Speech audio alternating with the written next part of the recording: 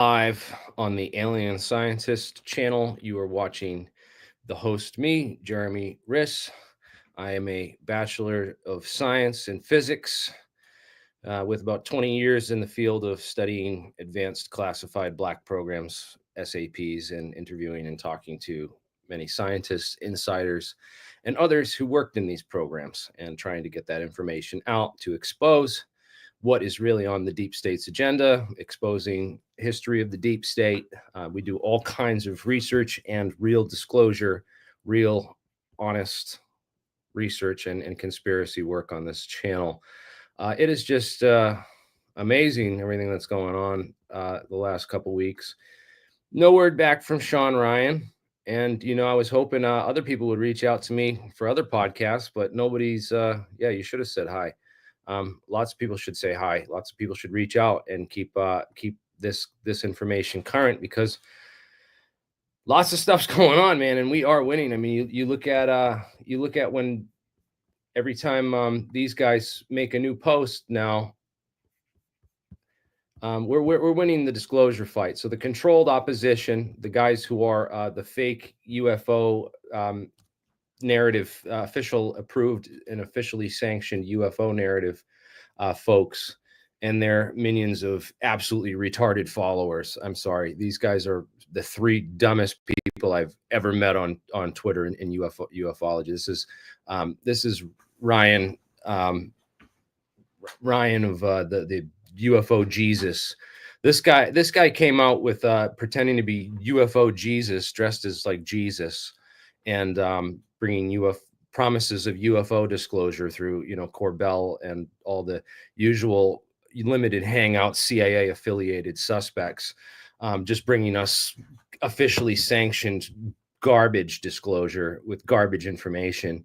That these three accounts grew massively somehow on Twitter for spreading this propaganda and disinformation to the UFO community. This is the UFO Joe Murgia, and this is Danny Silva. All three of these guys are just, I would love to get them on my podcast and just make fools of them, because they're like some of the biggest, just absolute morons out there that have shared useless, completely irrelevant, and dumbass disinformation to the community with this particular individual, Jeremy Corbell, as the ringleader. This guy came out of pretty much nowhere, a total CIA plant into the field of ufology. In my opinion, whether he's CIA or what, he's definitely some sort of counterintelligence. Whether he knows it or not, he might be a useful idiot that's just being used to spread disinformation. I mean, the spaghetti monster, the jellyfish UAP, the telling these people that they're not, they're the grown-ups and taking over the field. These guys are all the. This is like the circus and the choir. It's really the Church of Ufology, and it's again very little in the ways of actual intelligence in this entire thing, and then a lot of talk and opinion in the whole second half on. These guys are irrelevant. I'm not even sure why I brought them up. I'm sorry for that detour. I just have to point that out, because these guys are the most popular. When you search for UFO disclosure, I mean, this is what comes up. This is what is being pumped out there. They have their own show on TMZ, for Christ's sake. A network obviously highly regarded for their credibility in reporting. I mean, it's all fluff. This is like the National Enquirer of the news world, but they get a lot of viewership. They get a lot of people watching, and I don't, because I reveal real information, real technologies, real technical UFO disclosure and commentary from expert opinions. And they hate that. They do not want people waking up to that kind of stuff, because that's going to get us real answers. That's going to push the deep state to actually give us real disclosure. And all of this is being covered up and derailed. They want you to dig into, fake fraud scientists like Bob Lazar, not a real physicist, lied about his education at MIT and Caltech. The guy took some electronics courses at Pierce Junior College. You don't go to Pierce Junior College if you get into MIT or Caltech. The guy's a liar.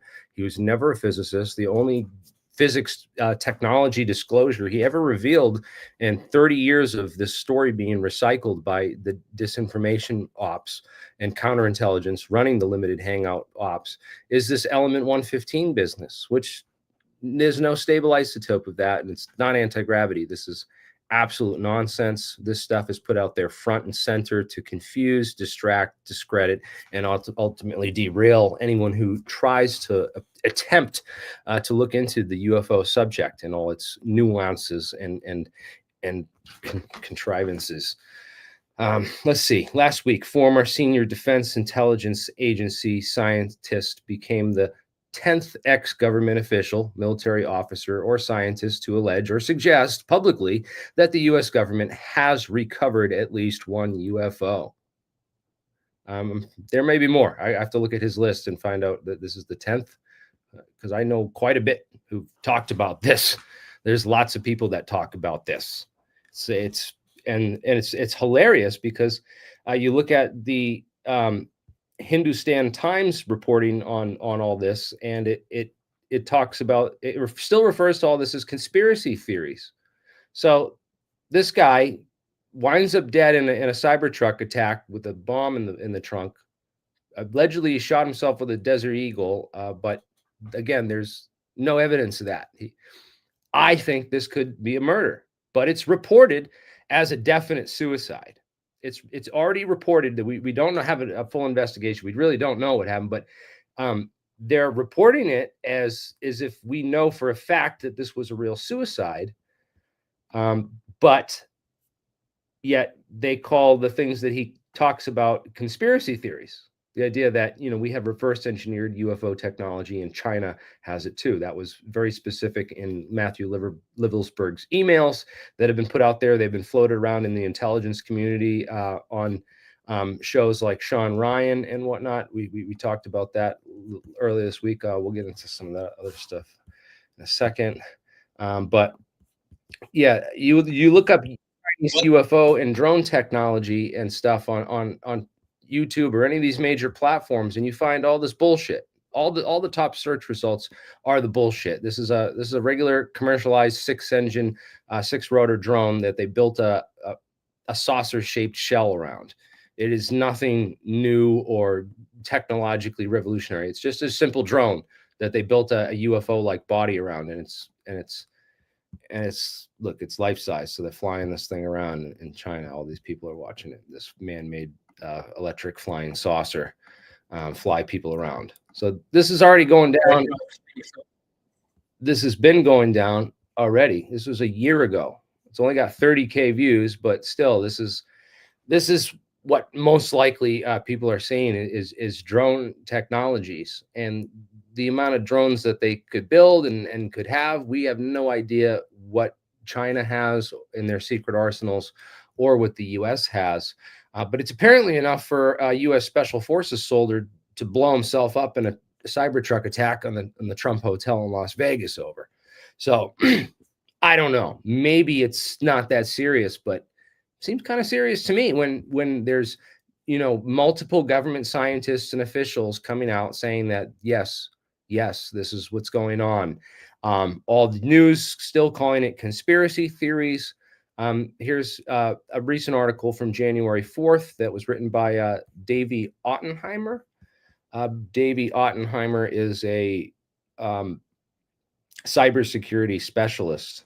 So he's not a physicist, not really an expert in physics, or hasn't done the research that I've done or dug into the people and the scientists or talked to the physicists that I have or engaged with that type of information. But let's hear him out and read what the official mainstream, deep science people and intelligence people really think about this, right? Yeah, I know so many things that they say is a conspiracy theory turn out to be true these days. But again, there's a lot of conspiracy bullshit out there, but that's maybe may or may not be on purpose because, I think that it is, as I've mentioned many times, the biggest names in ufology and the people that are put out there and shoved down our throats are the biggest grifters, and that's why there's so much skepticism in the whole field of ufology, because these guys out in the front and center, we just don't know about them. We don't know what to think, And the fact that they don't come on shows like this, they don't engage with us, they don't mention us, don't talk about us,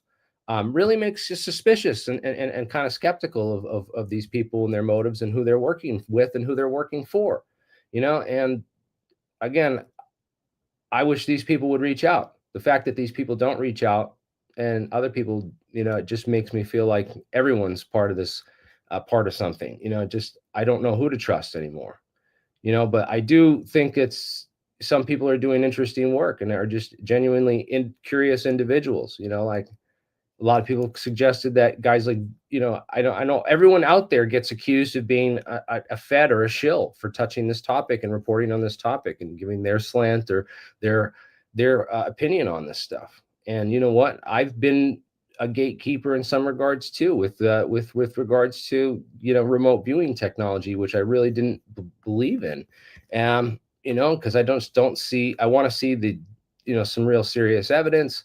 He's got this new thing out about kids are telepathic, and I thought this was particularly interesting. I want to get into this. But yeah, guys like Project Unity, these guys are like friends of mine. I've talked to them on the phone. I got a really good vibe from them, including Jesse. Every time I've talked to Jesse, he seems like a genuine guy. But again, he's working with some of these individuals, but he's not working with APEC or some of the people that we, you know, these more established and credible groups. So it's kind of like confusing about who's on what side, but maybe everyone's just being pulled in different directions for other reasons. Who knows? There's all kinds of people pulling all kinds of strings in this world. I just want to get the information out there. I want to get the best and most credible scientists on board to really analyze this and put this out there. Let's read this article. I started getting into that and then I got distracted.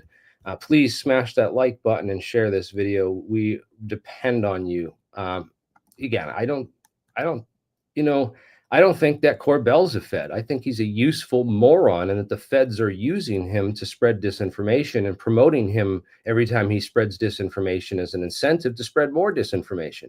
It's much easier to control shills and agents that way. If, you know, if Corbell knows that he's working and has the receipts for that, he can expose them at any time. It's like reverse blackmail. So it's, again, unless these guys have a P. Diddy tape out there somewhere, you know, blackmailing them into control, I just don't think, you know. And everyone calls me, you know, I've had tons of people, when I went on Danny Jones and exposed Bob Lazar, everybody on that video called me a Fed. Look in the comments. There's tons of people being like, Fed alert, this dude's a Fed.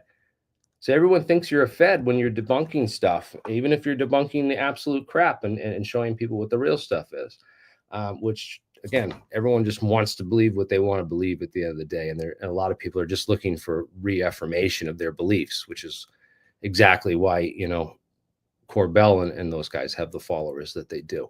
But anyways, let's dig into the science and stay out of the bullshit pop culture of this all.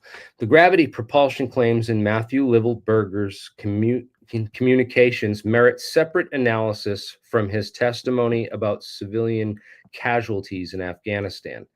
This distinction is crucial not only for evaluating his evidence of war crimes, all right, but also for understanding current drone operations security.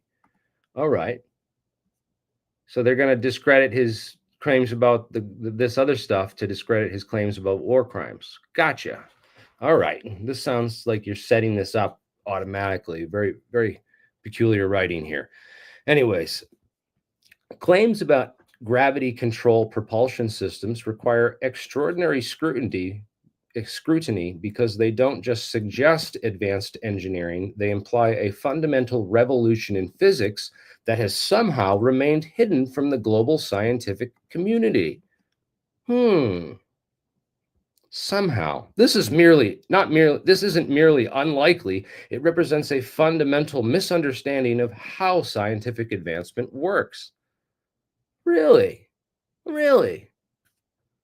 Well, 4 years ago, everyone had different fundamental understandings in the global medical community about certain topics, right? That have now been completely exposed, that everyone was on board with a total fraud and lie. And that was the entire global community. That's not merely unlikely. That happens.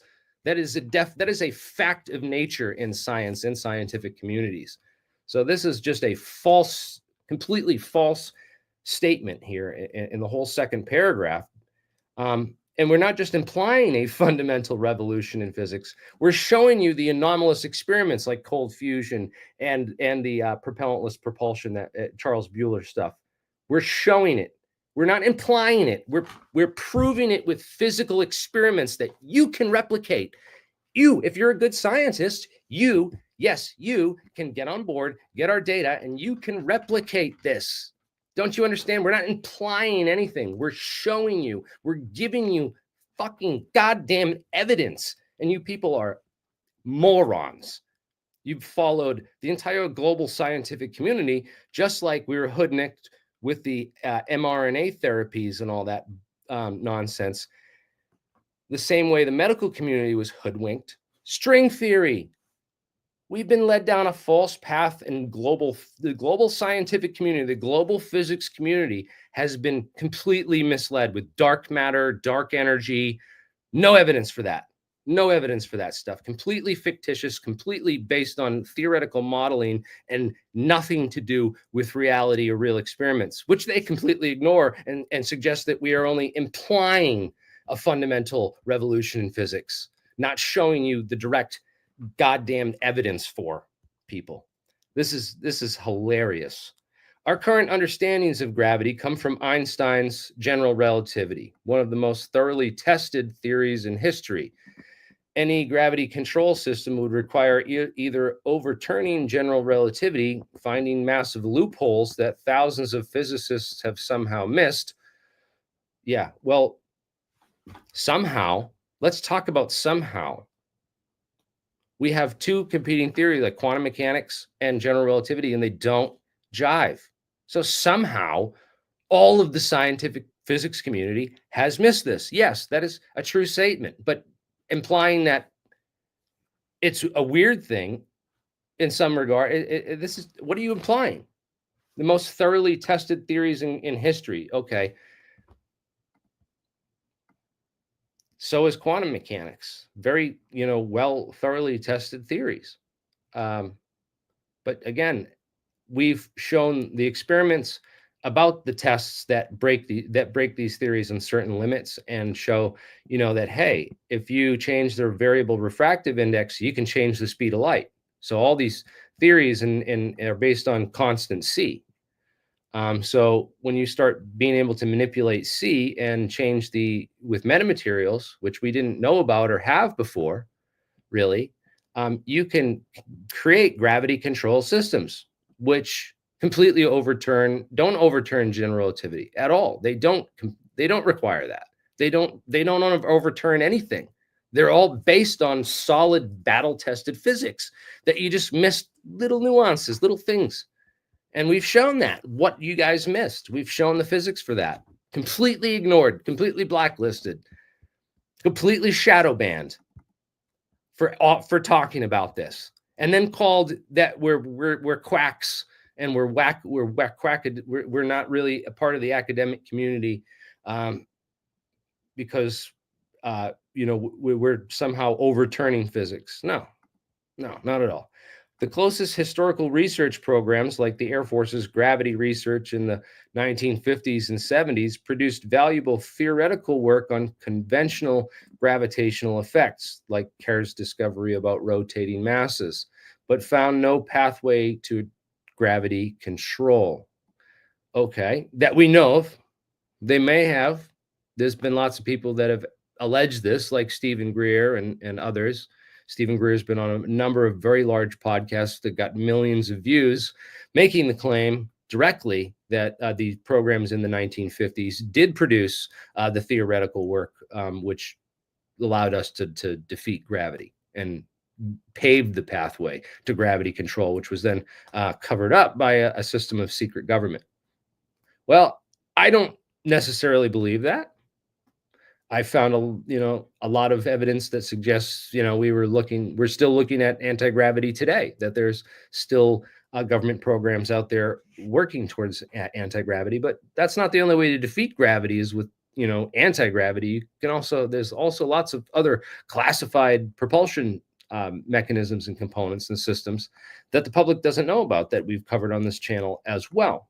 We don't necessarily need to have anti-gravity ships to explain all of the drone sightings. In fact, if these are alien ships, it's likely that they'd be equipped with, invisibility cloaks and some sort of stealth capability, which would, again, make them undetectable.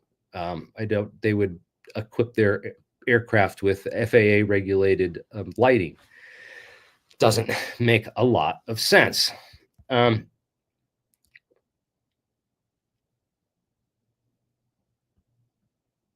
Yeah. The details are the important part, guys. Sorry, I'm just trying to check and read some of your comments. But yeah, this is spooky. So still struggling with basic questions. So modern attempts to unify gravity with quantum mechanics, arguably the largest effort in theoretical physics, still struggle with basic questions about gravity's nature. That's right, it does. The idea that classified military research has securely and secretly solved these fundamental questions while leaving no trace in the broader scientific community strains the credibility beyond reasonable bounds.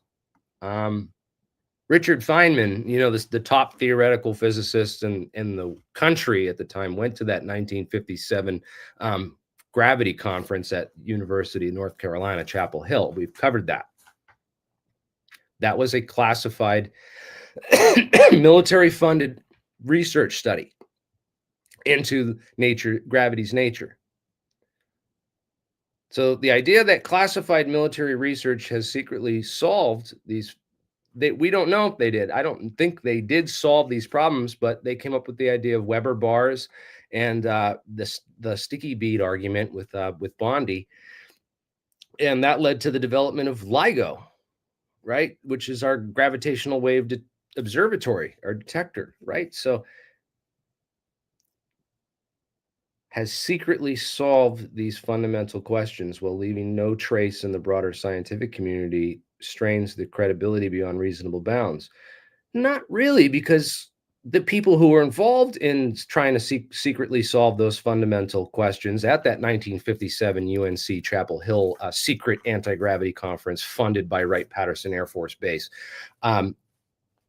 if they had discovered it, what they did in the post is, DeWitt, Bryce DeWitt, who took part in that meeting, could have helped with alongside Kip Thorne and a number of these other top physicists in the world at the time. They could have, again, Lewis Witten, all the guys that were involved in these anti-gravity programs are the guys that birthed string theory, which sent all of physics down a dark path for the past 40 years, a path to nowhere. So it doesn't strain credibility beyond reasonable bounds, because the guys who are working on these classified secret military programs are the guys that derailed physics for the past 40 years and literally created string theory and dark matter and all the fake nonsense for physics to chase in the mainstream. I guess, well, we'll see. We'll wait and see about that. But again, get your facts and reporting straight on this, man. Like, I would love someone to rewrite this article. I should summarize all the stuff that I've just covered in this segment and send it to him. And I encourage anyone else out there to do it if you have the time to help me with that. Let me know, because this would be great to really give him hell for this. Or anyways, let's see. Even if we entertain the possibility of a gravity control breakthrough, implementing it would require a massive scientific and engineering infrastructure. Oh, you mean like something that a missing $2.3 trillion might pay for? I could do a lot with $2.3 trillion in discrete funding. I could get all the scientists on board and build and get a pretty awesome anti-gravity lab going with missing trillions of dollars from the Pentagon budget. I don't know about you, but doesn't seem totally unlikely to me that they could implement this. they could implement a massive scientific and engineering infrastructure with supply chains for exotic materials and components. Again, we talked about the exotic materials. They're not super exotic. Some of them are. Some of the materials require, some of the quasi crystals and some of the crystal structures require microgravity environments. So they have to be grown. Literally, the crystals have to be grown in space. So, is there a secret space program growing with a crystal growing lab in space somewhere? Who knows? I know that they talked about it in the IMAX film on NASA's on the International Space Station, right? In the IMAX film, they talk about all the crystal growing in space that they're interested in, how the companies are funding them to do crystal growth in space research. So we have no idea. There's missing trillions of dollars missing, and there's tons of people who disappear out of the scientific community and probably go into these programs. I've talked to a couple people who've worked in some of these programs over the years. Nothing, but there's been a wall of silence. People who it's been hard, man. I imagine it's very difficult for someone with information on that scale to get to someone like me. Not easy. Not easy to find this shadow banned information in channels like this to begin with, and then everything else. So testing facilities and programs, training programs for operators and maintenance personnel, and fundamental changes to aerospace engineering education. Well, I hate to break it to you, but is that going on in China? Yes, it is.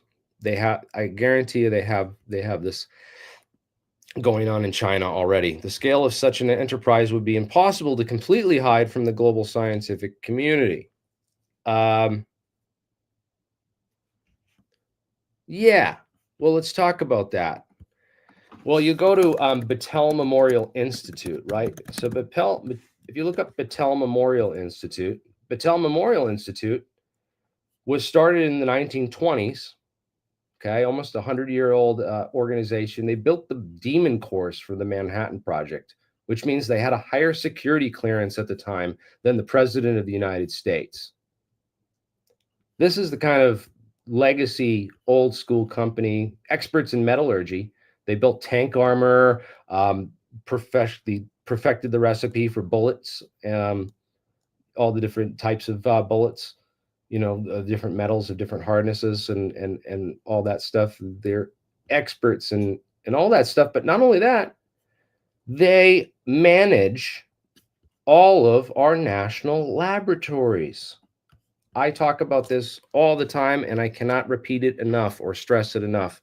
Every channel that you can get on in a mainstream setting, you need to bring up Batelle and talk about this quasi-governmental organization, which, in addition to making the most classified components for the Manhattan Project, they have managed all of our national laboratory facilities for decades. So how do you control? Oh, it's improbable. The scale of such an enterprise would be completely impossible to hide from the global scientific community. No, it wouldn't. I show you exactly how they're doing it. They manage all of the national labs, literally the deep state. People who've number of whistleblowers like John Elroy Center, Irene what's her name, has come out of Batelle and said that this is where some of the alien reverse engineering projects went on in the 50s. That led to the development of nitinol wire from the memory foil metal that they recovered from Roswell, which is a nickel titanium alloy.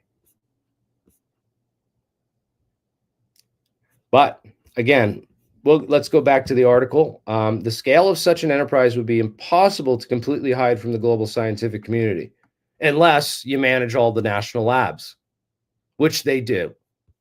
For comparison, when the Manhattan Project developed nuclear weapons, despite wartime secrecy, thousands of physicists knew the theoretical possibility. The broader scientific community understood the underlying principles, and multiple nations were pursuing similar research. No comparable foundation exists for gravity control technology. Well, welcome to the APEC conference. We have Indian people, we have Chinese people, we have Russian people. We're bringing together scientists globally from all over the world to discuss this technology in an open setting. And we're completely shadow banned, completely ignored and blacklisted by the greater intelligence community, the scientific community, and also the UFO community, because we've debunked so many of their fake fraud scientists that the counterintelligence ops have put out there to just distract, confuse, and mislead people. Again, doing everything we can to break through that wall of misinformation, the hiding behind this is all aliens. We know that even if it is aliens, there's been government reverse engineering and back tech programs which need to be dug into. They manage all of our national labs. And again, we have the foundation for gravity control technology to be developed by the broader scientific community. We have the underlying principles. We have the theoretical basis for a lot of this stuff with the work of Mike McCulloch and quantized inertia. It literally explains dark matter and dark energy and where the math went wrong and shows the underlying principles and the underlying physics. You can go to his website, quantizedinertia.com. And, there's a whole bunch of papers you can read on this. There's DARPA big $1 billion contract, $1 million contracts. I don't know about $1 billion, but there's $1 million contracts investigating this technology. There's evidence of this technology. We've interviewed the scientists who've worked on this, like Roger Scheuer,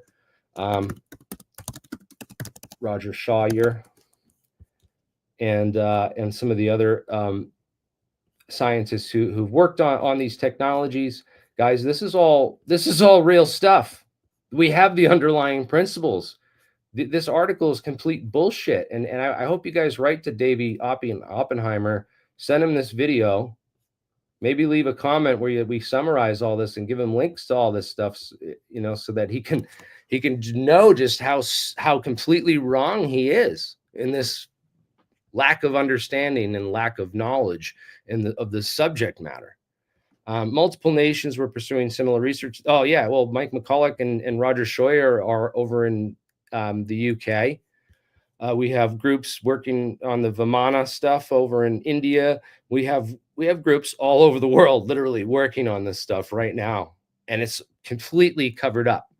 That foundation exists. You just don't know about it. You just don't know it exists because it's been hidden from you. And maybe people like you are even paid to hide it from the public, which is why you write articles like this. This makes gravity propulsion claims particularly useful for very targeted counterintelligence purposes. Oh yeah, I would say so. We still don't know if some of these people are counterintelligence, and some of these claims might be false. So we have some real stuff with the, I know I like the propellantless propulsion stuff. But again, they're superficially plausible to non-experts, yet effectively impossible to disprove. No, these are falsifiable. The Bueller research and a lot of that stuff's falsifiable. Maybe some of the metamaterial stuff, it requires some really expensive crystal growing in space and some exotic materials that, might be effectively impossible to acquire to fully disprove this kind of stuff. And then again, building a large diameter rotating mercury plasma engine, effectively impossible to disprove some of this stuff, for the average person anyway, or the average science, even the average science lab without funding specifically for a project like this. A lot of these claims are impossible to disprove, and they seem plausible to non-experts, but a lot of stuff that is plausible and is real in science seems implausible to actual experts. You look at Linus Pauling and the whole history of quasicrystals. I mean, the scientific community rejects new ideas because they just can't think outside the box. They get stuck inside that's how scientific revolutions and breakthroughs happen historically. Is that, yeah, non-experts get involved. Non-experts like the Wright brothers beat the teams out, like the team that was trying to build an airplane, because non-experts can do real work sometimes. So again, this is just ridiculous. The way that this guy's approaching the topic, he's not even keeping any sort of open mind or understanding of history or science or technology. Unlike claims about conventional technology, they map onto existing UFO and advanced technology beliefs. So they're so extraordinary that they undermine the credibility of any associated claims. Okay, so this is why I understand where this guy's where he's at. He has not discovered us. He's not discovered the real shit. He's still in Bob Lazar UFO land, thinking that element 115 is the only sufficiently plausible UFO propulsion system technology out there. So this is maybe, I don't know. This is where I'm at with this. This pattern appears repeatedly in intelligence history. Yes, it does. The now famous U-2 program long ago benefited from UFO speculation when stealth technology development was obscured by absurd claims. Advanced drone programs often attract similar technological mythology for similar reasons. Yes, it does. And it also works to their advantage for the disinformation, because they got the alien people out there telling everyone in the UFO crowd. You got, Jeremy Corbell and Lou Elizondo telling people it's aliens and not saying a peep about advanced drone programs or similar technology.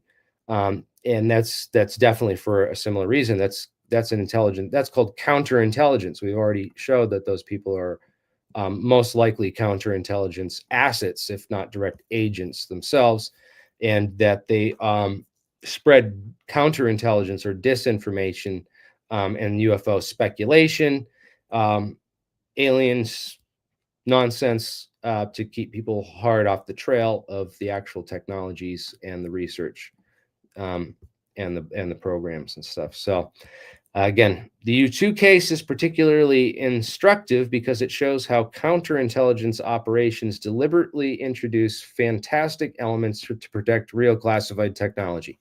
Boom. I'm complete agreement there. Not going to argue that point. Next sentence. When civilian pilots reported strange aircraft at impossible altitudes, the Air Force would provide multiple, often contradictory explanations, ranging from weather balloons to hints of more exotic possibilities. Yeah, like the swamp gas thing, right? This created a noise floor of speculation that effectively discredited legitimate observers by associating their accurate observations with increasingly outlandish claims, right? So that's what they do. They flood. Then they create a noise floor to drown out the signal. So we're the signal, trying to get that signal. I've been hunting that signal for you and giving you nothing but signal.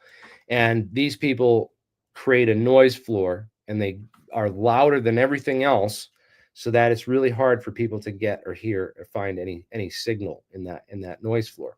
Perfect. This is the best. This is the best paragraph in your entire article, hands down. Don't disagree with any of this. This is exactly what they do and exactly what they're doing. The pattern of introducing fantastic elements to discredit legitimate observers has claimed numerous whistleblowers before Livelsberger. Okay.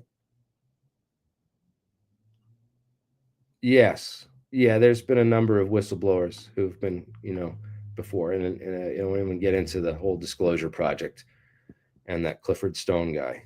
God, is he very hard to believe. World War II, British naval intelligence under Godfrey and Fleming used a double-cross system. Varying fake details were inserted into real documents about convoys to detect which German spies were active in specific regions, based on which versions of the false information showed up in intercepted communications. Yeah, so that's a mole hunt.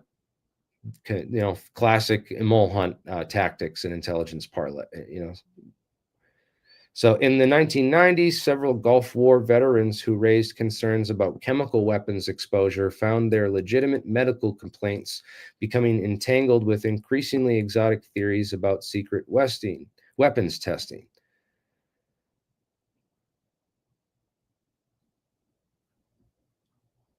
Yeah, yeah. So the Gulf War veterans, there was the depleted uranium and a number of other types of rounds that they got exposed to and had, and it was secret, wound up in some nonsense. And then also the Fred Dunham story of the chemical weapons exposure that he received at Area 51.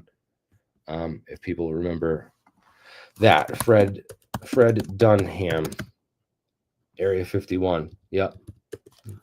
Yeah, look up the Fred Dunham story, Area 51 security guard, for more intel on exposure to the barium titanate invisibility cloaking, radar invisibility cloaks that paint that they had disposed of and burned in these open burn pits that get these guys really, really sick from barium exposure.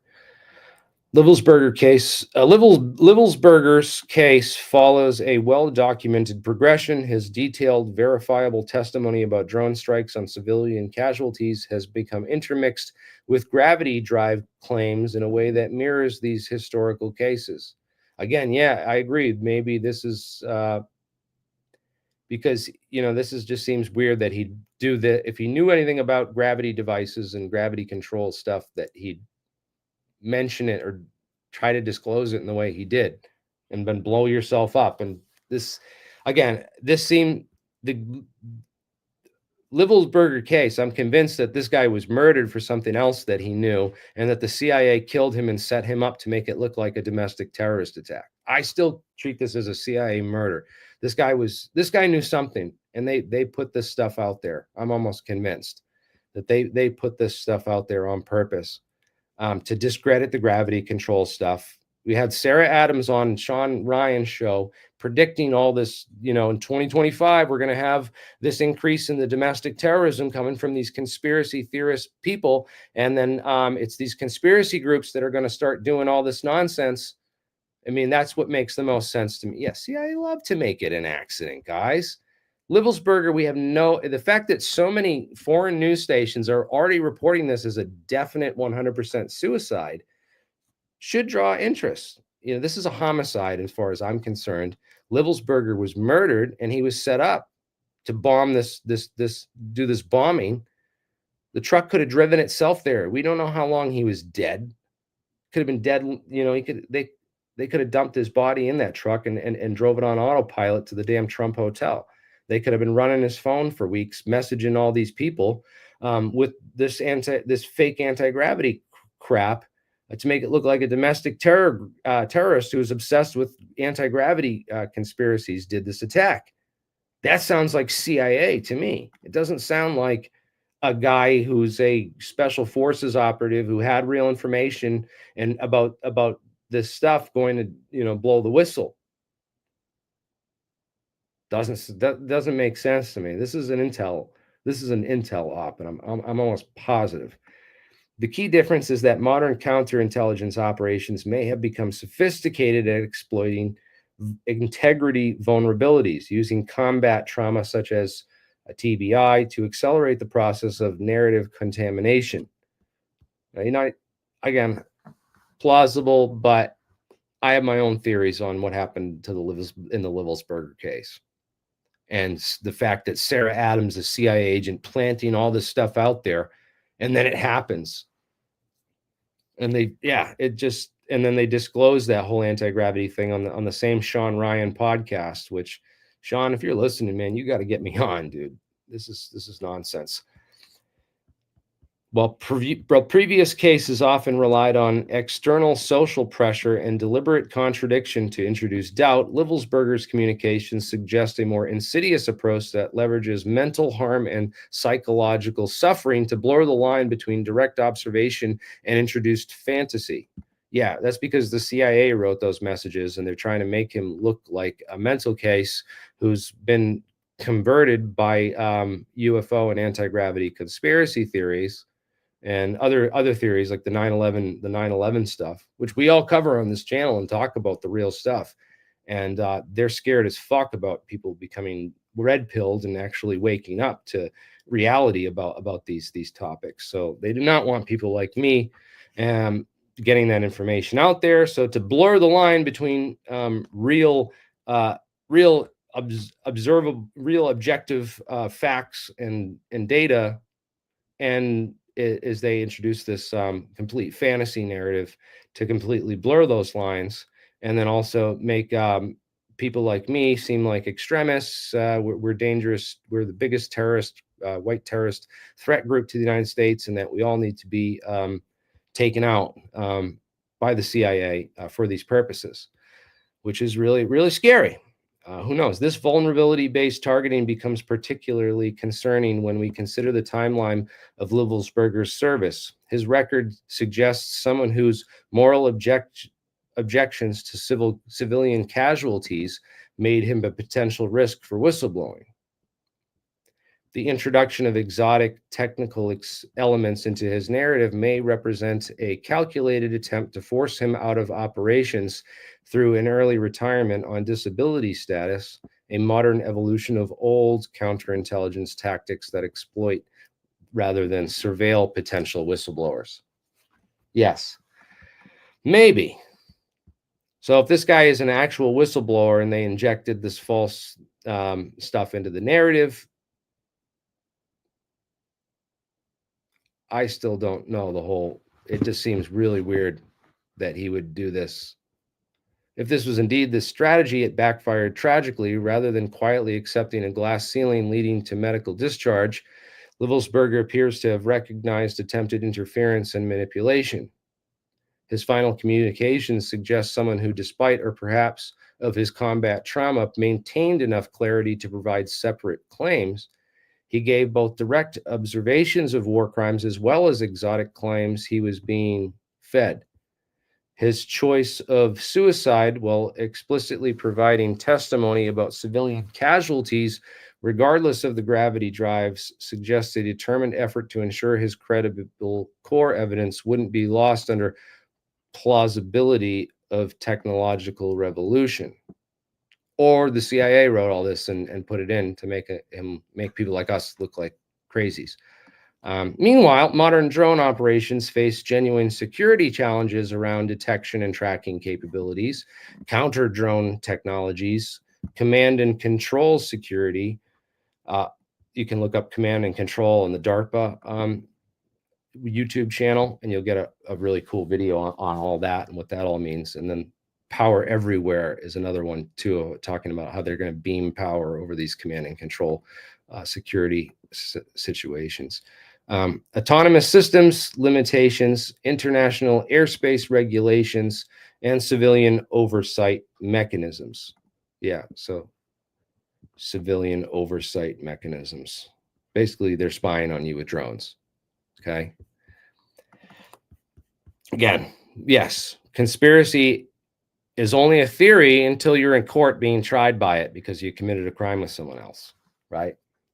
These real operational concerns and likely exploits require serious attention. Claims about gravity propulsion not only distract from actual drone advanced capabilities, but also from legitimate questions about autonomous systems, civilian oversight, and accountability in targeted strikes.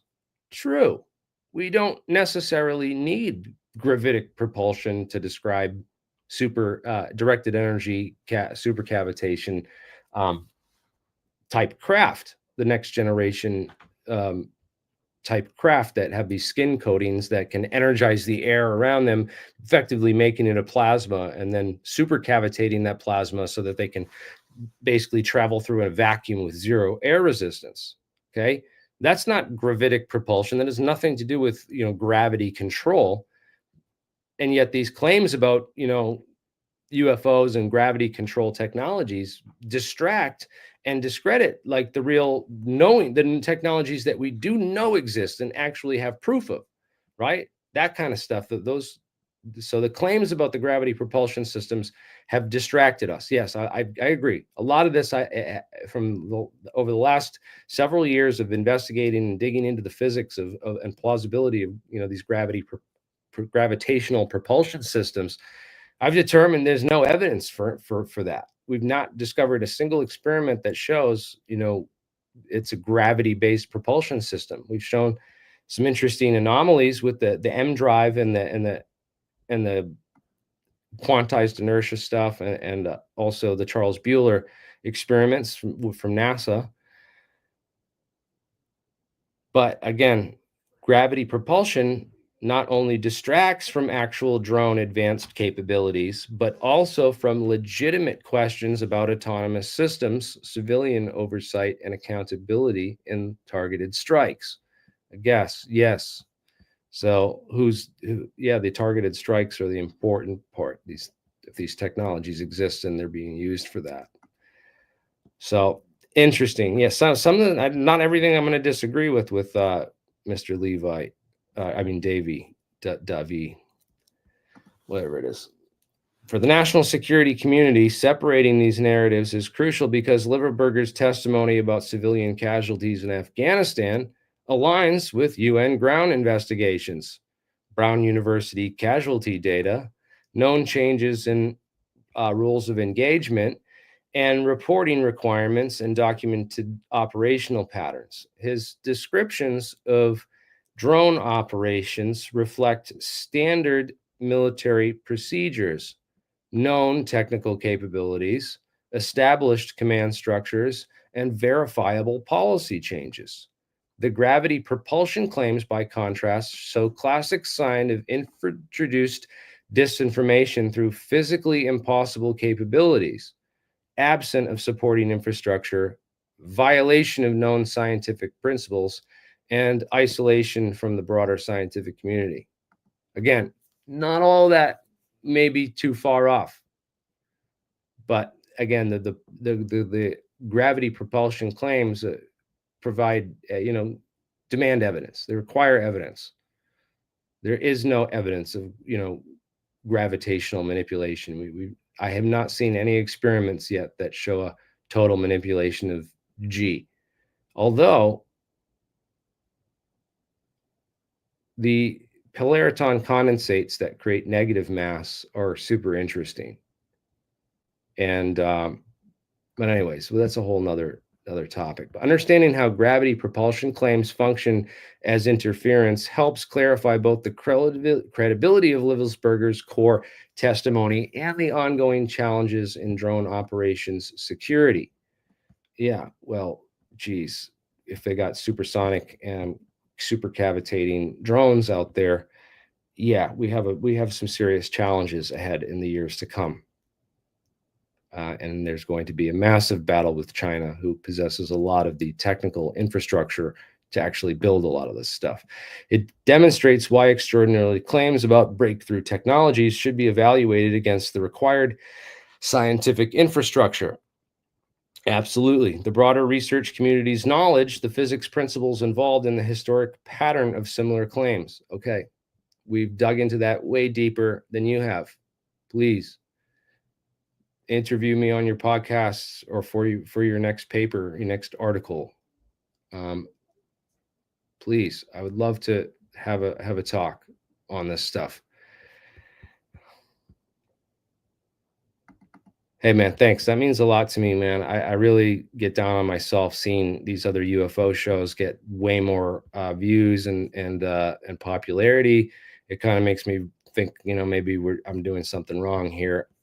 But again, just trying to do it. I stay true to myself and stay true to the information and try to be as accurate as possible. And if I'm wrong about something, and just admit to it, it's just easier than trying to lie, cover it up. Understanding. Yeah, so this is important. The last paragraph: when evaluating whistleblower testimony about classified programs, distinguishing between operational reality and introduced disinformation remains essential. Absolutely. This is the essential component of all this. This is what I've tried to do for all you people for the last several years. Try to entertain as much of this crazy, outlandish stuff as we can. Keep an open mind, but again, require evidence and evaluate everything based on operational reality, rather than, anyone can claim anything till you can reproduce it and show it and find verification. So yeah, trust but verify. Claims that require overturning fundamental physics deserve particular skepticism. Yes, they do, especially when they appear alongside more credible testimony about conventional operations and policy violations. Right. This is called insertion, disinformation planting. Um, Again, not everything should be evaluated on an individual basis. And there are some potential overturnings in fundamental physics.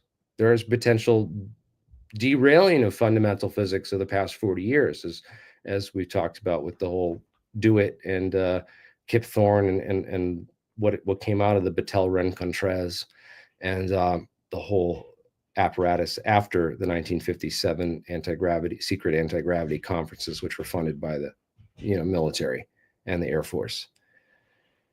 Again, lots of skepticism. There's lots of suppressed information in this story. This separation allows proper attention to both the serious evidence of civilian casualties and the real technical and ethical challenges in current drone operations, without being diverted by speculation about impossible technologies. Right, like MH370 teleporting to Diego Garcia, right? No, we have evidence that it could be invisible, that they could have disappeared the plane with invisibility technology. That shit definitely exists. It's real. But the idea that we teleported it, I haven't seen evidence that we can teleport an airplane. Show me a lab that can take a model airplane or a Hot Wheels and teleport that a small object, let alone a MH370, a jumbo. Was it 757, 747? I don't know as much about the case, but I'd love to talk to Ashton about it. He seems to be getting quite a bit of views and talking about a lot of science that he doesn't really understand that well. And I try my best to, pitch in when I can, but I've been finding a lot of trolls on those posts attacking me when I try to get on there and share real information, but I just ignore it and I keep continuing to share the better information. And it's good that I'm still, allowed to get information out there. They haven't completely shut me up or silenced me yet, which they've tried like hell though, and I put up a hell of a fight against them. They took all my computers away. They took everything from me. And they're trying to fuck my whole life up right now. But that's a whole nother story. And just going to keep doing what I'm doing, keep putting information out there and keep researching this stuff and staying up with this. But again, no peer-reviewed physics papers support claims of achieved gravitic propulsion.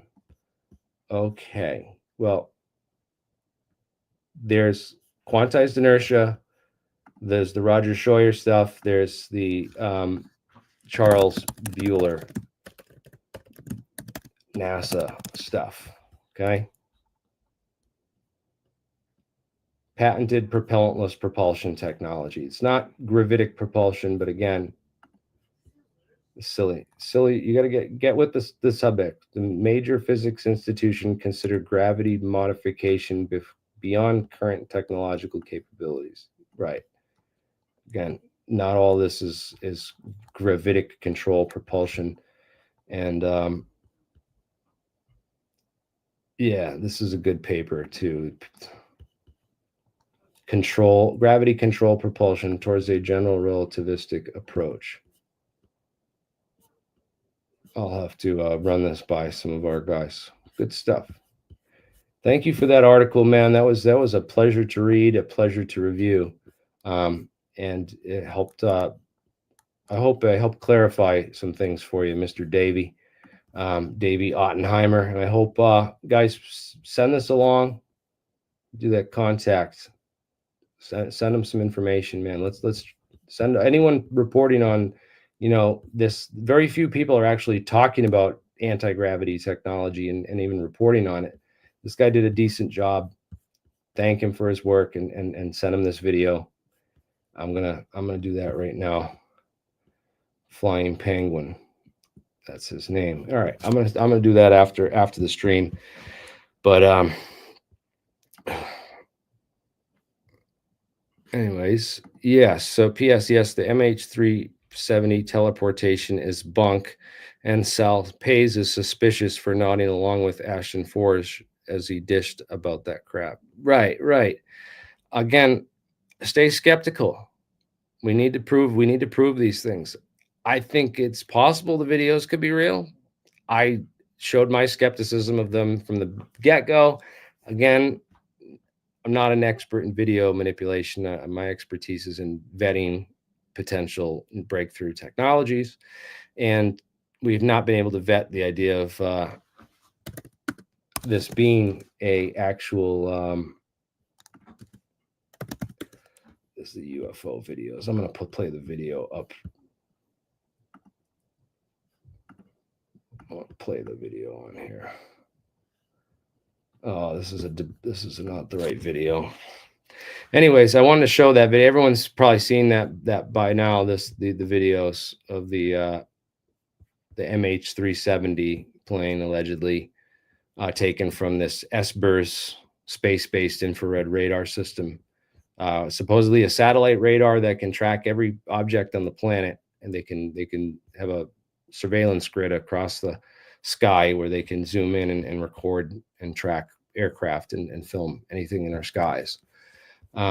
Those are the kind of technological capabilities I'm super interested in learning about. Never heard of SBIRS before. I met Ashton and had him on the podcast. I think Ashton has a lot of his success to thank for my help and helping him push him along, I guess. He's gotten a lot of information out there, which is good. But again, we always have to be skeptical and open-minded to all possibilities and not attach our egos too strongly to any opinion or belief. Again, I don't know. I don't have answers on whether that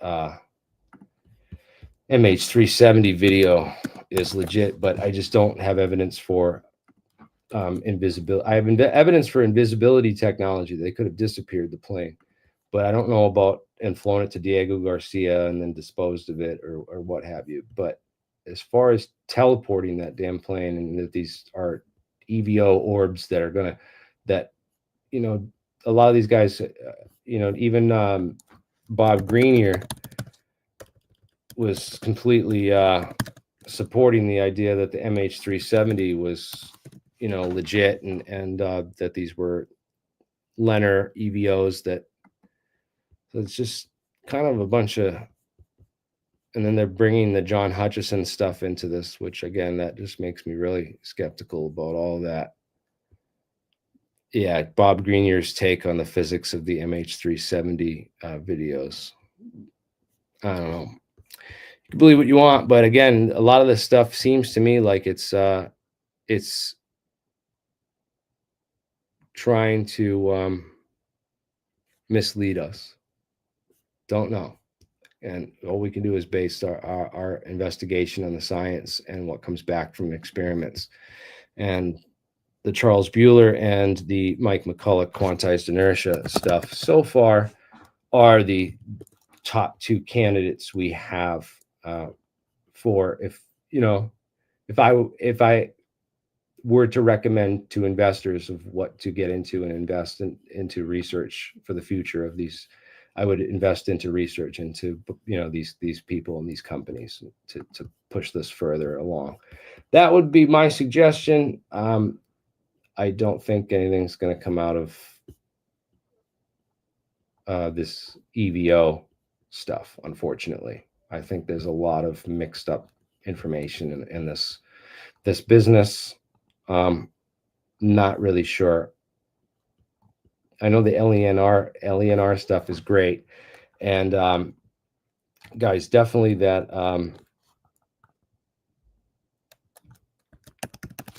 Exosystemic futures.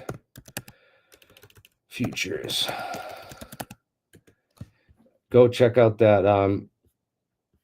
If you're interested in this stuff, the guy to talk to would be Larry Forsley.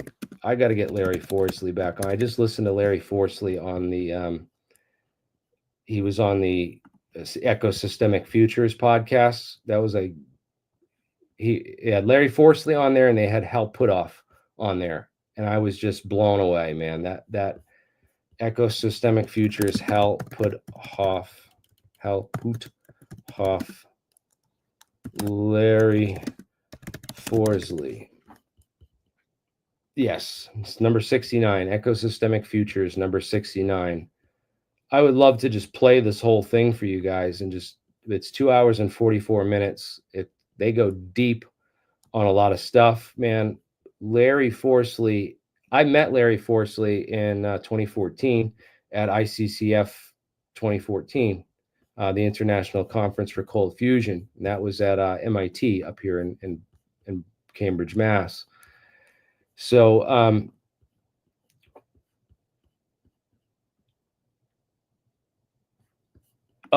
Paris. I started trying to work to replicate Paris's work, and he got all butthurt about proprietariness and his intellectual property and the information, and how he wanted to make money off it and keep it all to himself, and he got all mad at me for trying to replicate his thing, and started making accusations. So I stopped my replication right there, and I will no longer work with Perez. So if you're interested in pursuing that, I can send you my files to get the fractal antenna plates printed, and you can work on that. But again, a lot of that stuff's based on fractal antenna technology with Perez's work. And I already, another guy I met at ICCF at 2014 in MIT was a guy named Fractenna. So the guy named Nathan Cohen.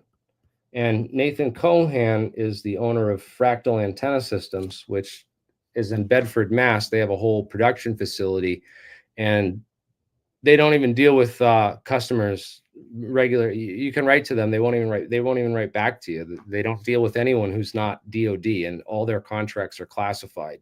And all the stuff that they build are like crazy military components in these fractal antennas based on all that stuff that David Perez was building these his kind of systems out of, very similar to the Koch snowflake systems, these types of designs, which apparently just work incredibly well for the antennas and antenna systems, and because of the geometries and the fractal nature of them, that they tune into some resonances that are just beyond, and very cool stuff. But again, David Perez took the kind of wrong approach to it all. He's in this to just make money and try to he's a capitalist, and he thinks he's going to make millions of dollars by selling this technology that he's building in his garage. And that's not going to happen, bro. Like, especially if you're not willing to work with scientists who want to replicate your stuff and give you publicity and help you get funding and people interested in your work. You burn those bridges, man. That's your own fault. So I'm sorry, David. Reach out to me if you change your mind, because I would love to work with you, but I'm not going to work with people who are just, accusing me of, trying to steal their proprietary information. Like, I'm just, giving this dude full credit for all this stuff. And I always I always cite my sources and give people credit for everything. But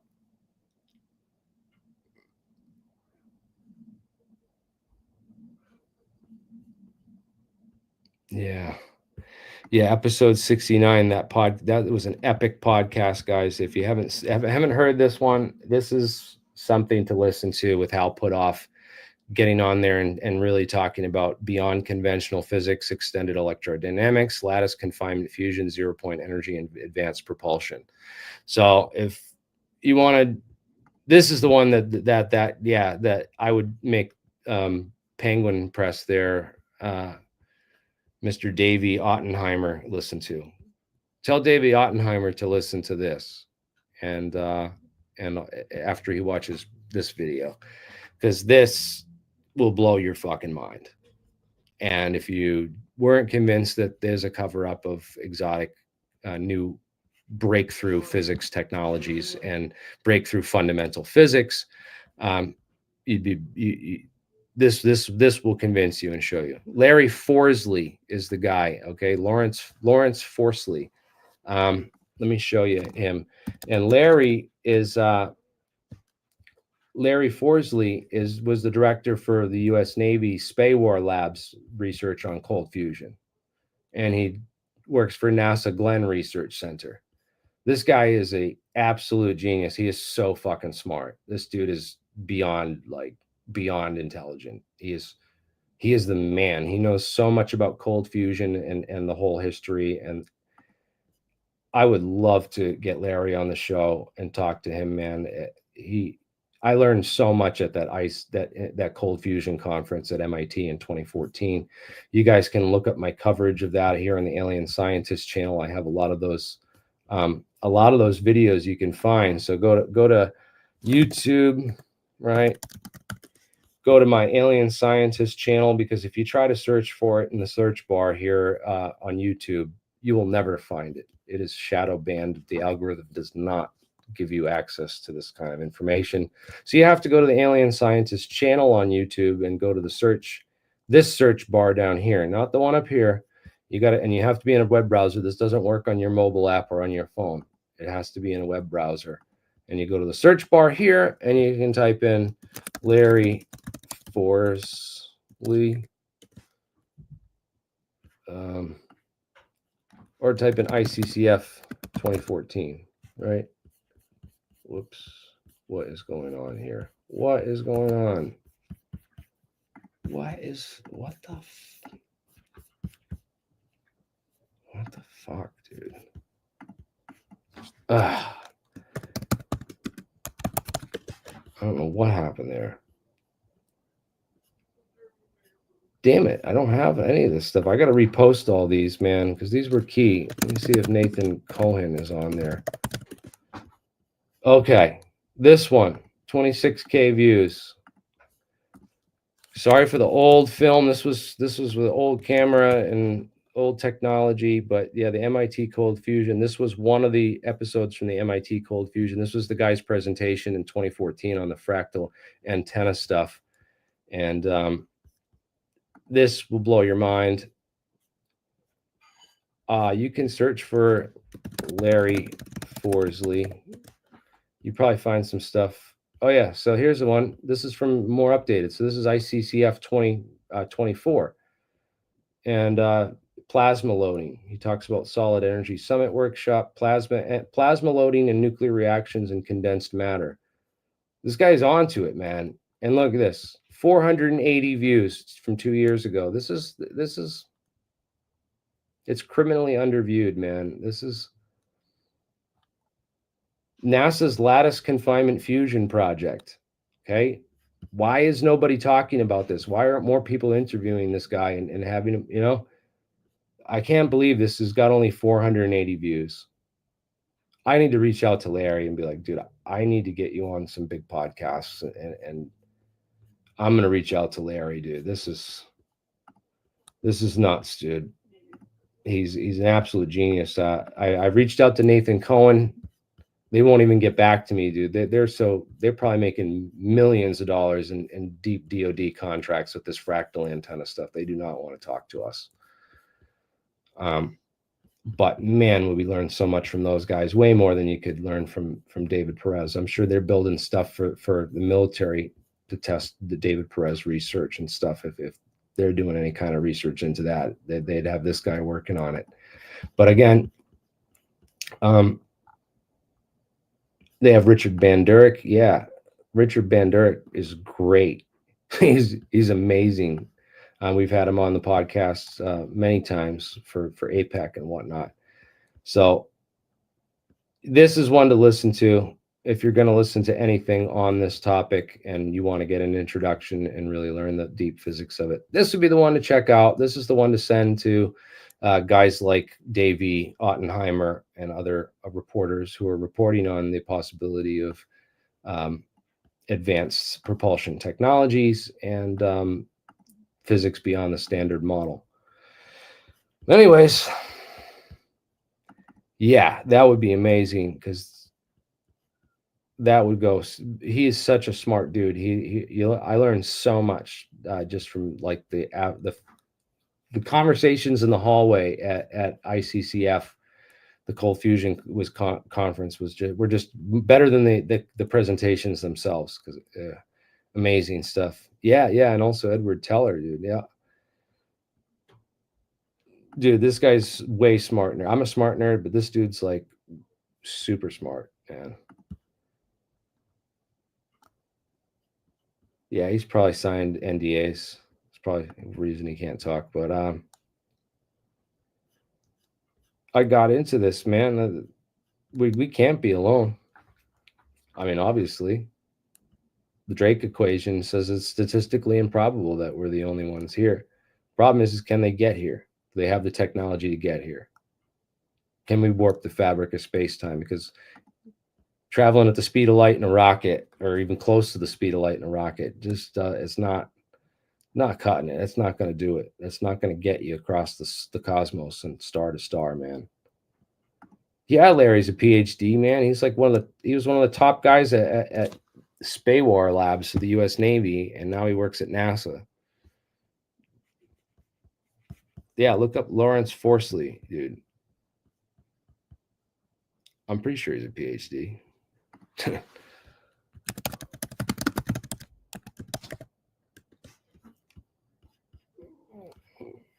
Google Scholar. Here he is. Yeah.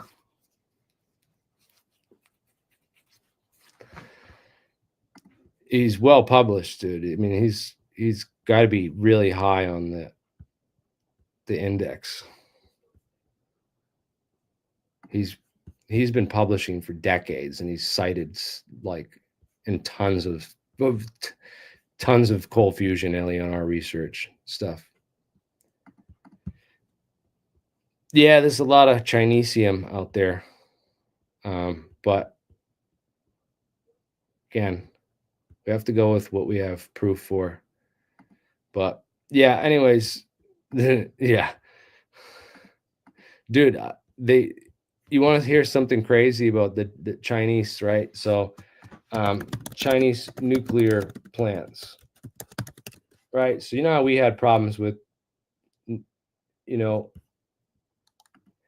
we had problems with some of the nuclear meltdowns and stuff. Well, China has building more nuclear power plants than anywhere else on the planet. There's a whole bunch of new power plants that are being built all across China. And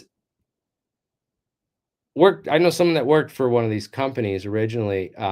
There was a French company that they had hired to do the engineering to build the whole nuclear power plant. And they then fired that company and hired an American company, which was the company right near here. It used to be the Foxborough company. It's what are they now? It's not Siemens. It was Siemens for a while.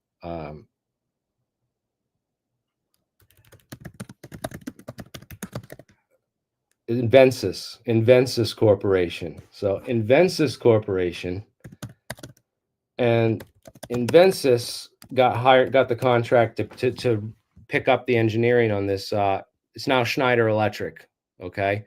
And they had the contracts to do this this power plant in China that I heard about, and basically they translated everything, all the manuals for the power plant from French to Chinese, and then from Chinese to English. So by the time we got the translations in English, it was worse. It was so much worse than just if it was translated from Chinese to English, because someone else with poor Chinese and French already translated the French to poor Chinese, and then translated that poor French translation to English. So it was just like, these guys have these massive nuclear reactors that they're set up, and they've basically Chineseified all the technology. They literally plagiarized and copied all the stuff. They're all on the coasts, right? They're all on the coast. It's yeah. This is like.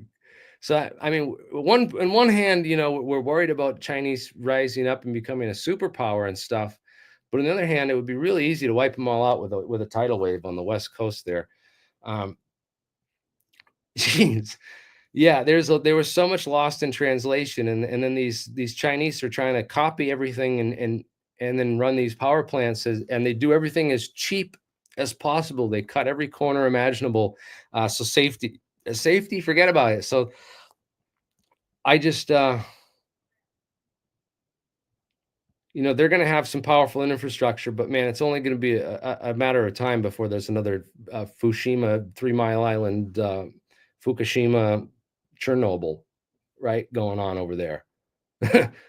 This is this is just bad. It's just a big bad setup for was like nuclear be widely used even if you set off a bomb, it wouldn't be radioactive. Well, everyone hears the word nuclear and they think of, bombs and stuff and then radiation and stuff, but nuclear just means the nucleus of an atom. It doesn't mean anything else. It just means it's atomic. And then of course atomic has that weird language connotation with people that don't understand the science.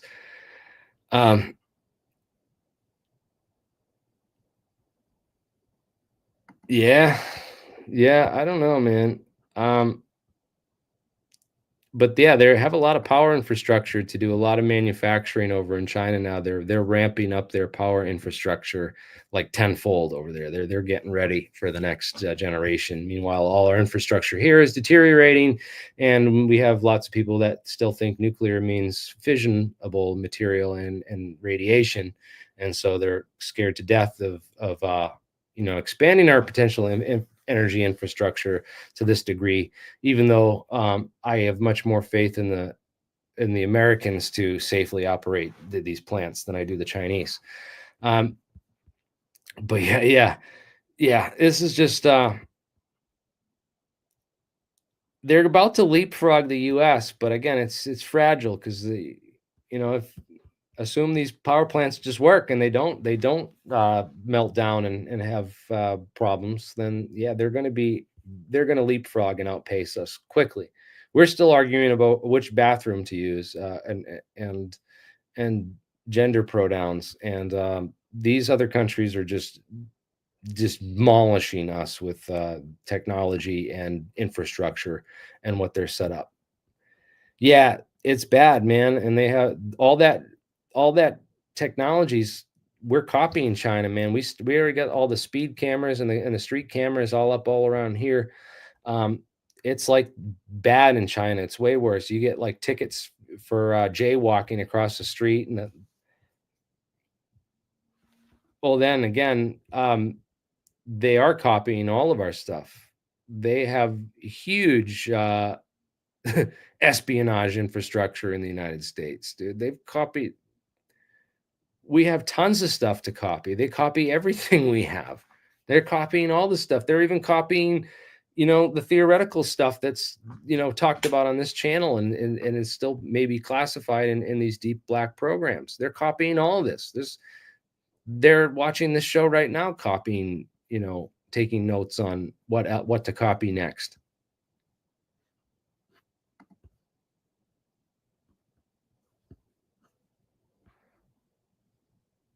Yeah, there'll be a social credit score model.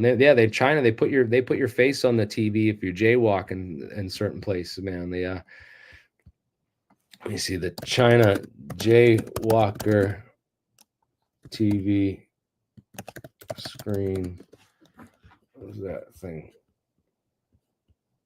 Yeah, the jaywalkers, they get you on the screen and then they publicly shame you. They publicly shame you. Go check that out. Pretty freaking nuts stuff. Yeah. Please smash the like button, guys, if you just tuned in. And I know a lot of people are just jumping in now. We got some numbers coming in. Guys, what do you think? What do you think about Chinese anti-gravity technology and drone? Do they have gravitational drones? No, I don't think so. I doubt it. I think China's got some pretty advanced, the super cavitating torpedoes. you know, again, you look up supercavitating torpedoes. They have a published test showing in South Korea. Wow, that's insane. That's the underwater test in South Korea of this supercavitating torpedo. So other countries are beating us. They're destroying us in the technologies race. Absolutely destroying us with this Shikval mechanism.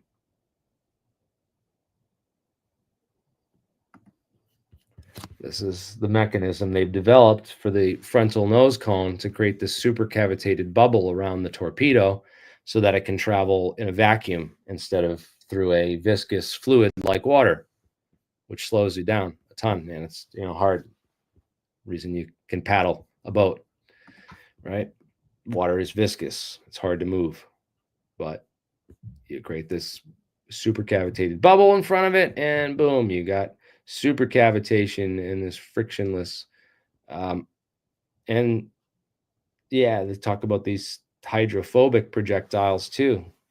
Amazing, pretty wacky stuff, but real. Again, real. This is proving. And then the laser technology that they have, where they can create these plasma spheres in the sky, create plasma projections of plasma orbs. No idea if that's what all UFOs are. Apparently, you can summon these things with your consciousness. I must not have the right consciousness to be able to do it, because it never works for me. But I heard stories from other people about summoning these damn drones. I don't know about that, but I do know that supercavitating torpedoes are definitely real. And they're definitely the future, and they're definitely dangerous. And China and a lot of these other countries very definitely have more advanced technology than the US in terms of this kind of stuff. So if they're more advanced in the underwater supercavitating missile technologies, then I'm sure they're more advanced in the above water or in the air supercavitating technologies, which are, again, the future of what we know about these advanced drone technologies. There's no evidence to suggest that they're teleportation or things that are way more exotic. In fact, I think a lot of these much more exotic explanations are disinformation or counterintelligence, in my opinion, until proven otherwise. Always keep an open mind and always looking for more whistleblowers and others to join. But yeah, check out Larry Forsley on number 69 of SS Systemic Futures, and also you can search some of his other videos and stuff. Man, the guy's super smart. I'm going to try and get him on as a guest, talk to him, pick his brain. A lot of this stuff, man, is real technology. Yeah, the Invensis guys in Schneider Electric that had to take over that Chinese power plant job just said it's insane what's going on in China right now. But anyways, guys, thank you for watching. I hope we should I keep it going a little bit longer, or should we wrap it up? I wanted to get into this. Started talking about this. I jumped into it briefly, and I want to get back to this because this was kind of an interesting thing. So many of you know guests we've had on the show many times, David Chester of Gravity Research, Quantum Gravity, right? Quantum Gravity Research Foundation, right? Is it called Quantum Gravity Research Foundation? Okay. Now, Quantum Gravity Research Foundation was this sort of individual project started by a philanthropist named Clee Irwin. And Clee Irwin was on he was on Tim Ventura, I think, recently, right? Clee Irwin, Tim Ventura. Yeah, 7 days ago, guys. This is a new one out from Tim Ventura, and Tim interviewed Clee Irwin of Gravity Research Foundation. And one of the things I thought was super interesting about Clee's story is that he has a son who's like semi-autistic, who's apparently like telepathic and remote views. His son can like remote view. So I just thought that was really weird because I just don't believe in remote viewing. I thought it was nonsense. I've always thought it was just seemed like pseudoscientific nonsense.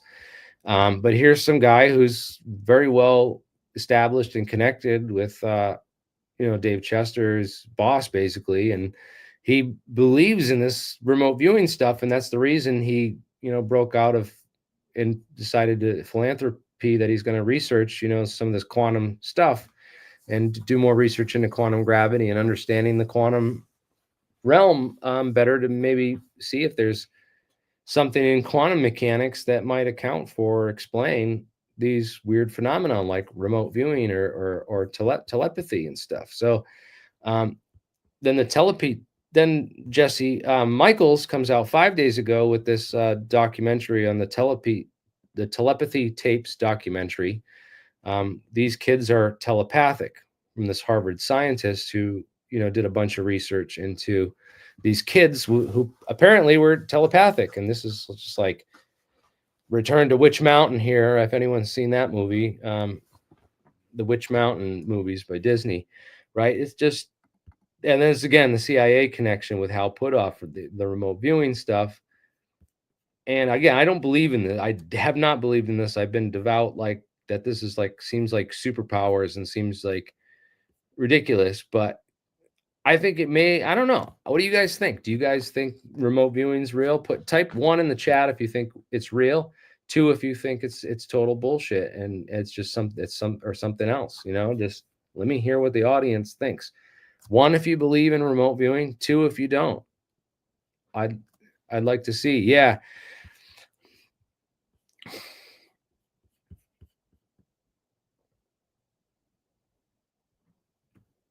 Yeah, guys, we got 278 people watching and only 79 likes on the video. If you guys could please smash that like button, or the unlike button. And any engagement's good engagement. And please, we need more people to engage with the videos and share in order to get this out there. So we get a lot of people, a lot more overwhelming one of people that believe in remote viewing versus people that don't. There are a number, big skeptics on here, people that, but it seems like a lot of ones. There are a few twos. Oh, I'm getting more twos now. I said that. I don't know if it's just people being obstinate and wanting to go against the grain. But Elon Musk, the dangers of nuclear power are greatly overstated. You can make a nuclear reactor that is literally impossible to melt down, even if you tried to melt it down. That's true. Yes. A lot has been learned in nuclear engineering in the past 60 years since we started doing that sort of thing. Yeah. Yeah, man, jump on. Yeah, please jump in, guys. And if anyone else is out there that wants to jump in and get in on this conversation, whether you want to talk about remote viewing, the potential of advanced physics beyond the standard model being hidden from by a conspiracy, being hidden from the entire academic and scientific community, what do you want to talk about? Come on, this is your chance, guys. I am very open on this channel to communicating with people. But yeah, I want to reach back out to Jesse and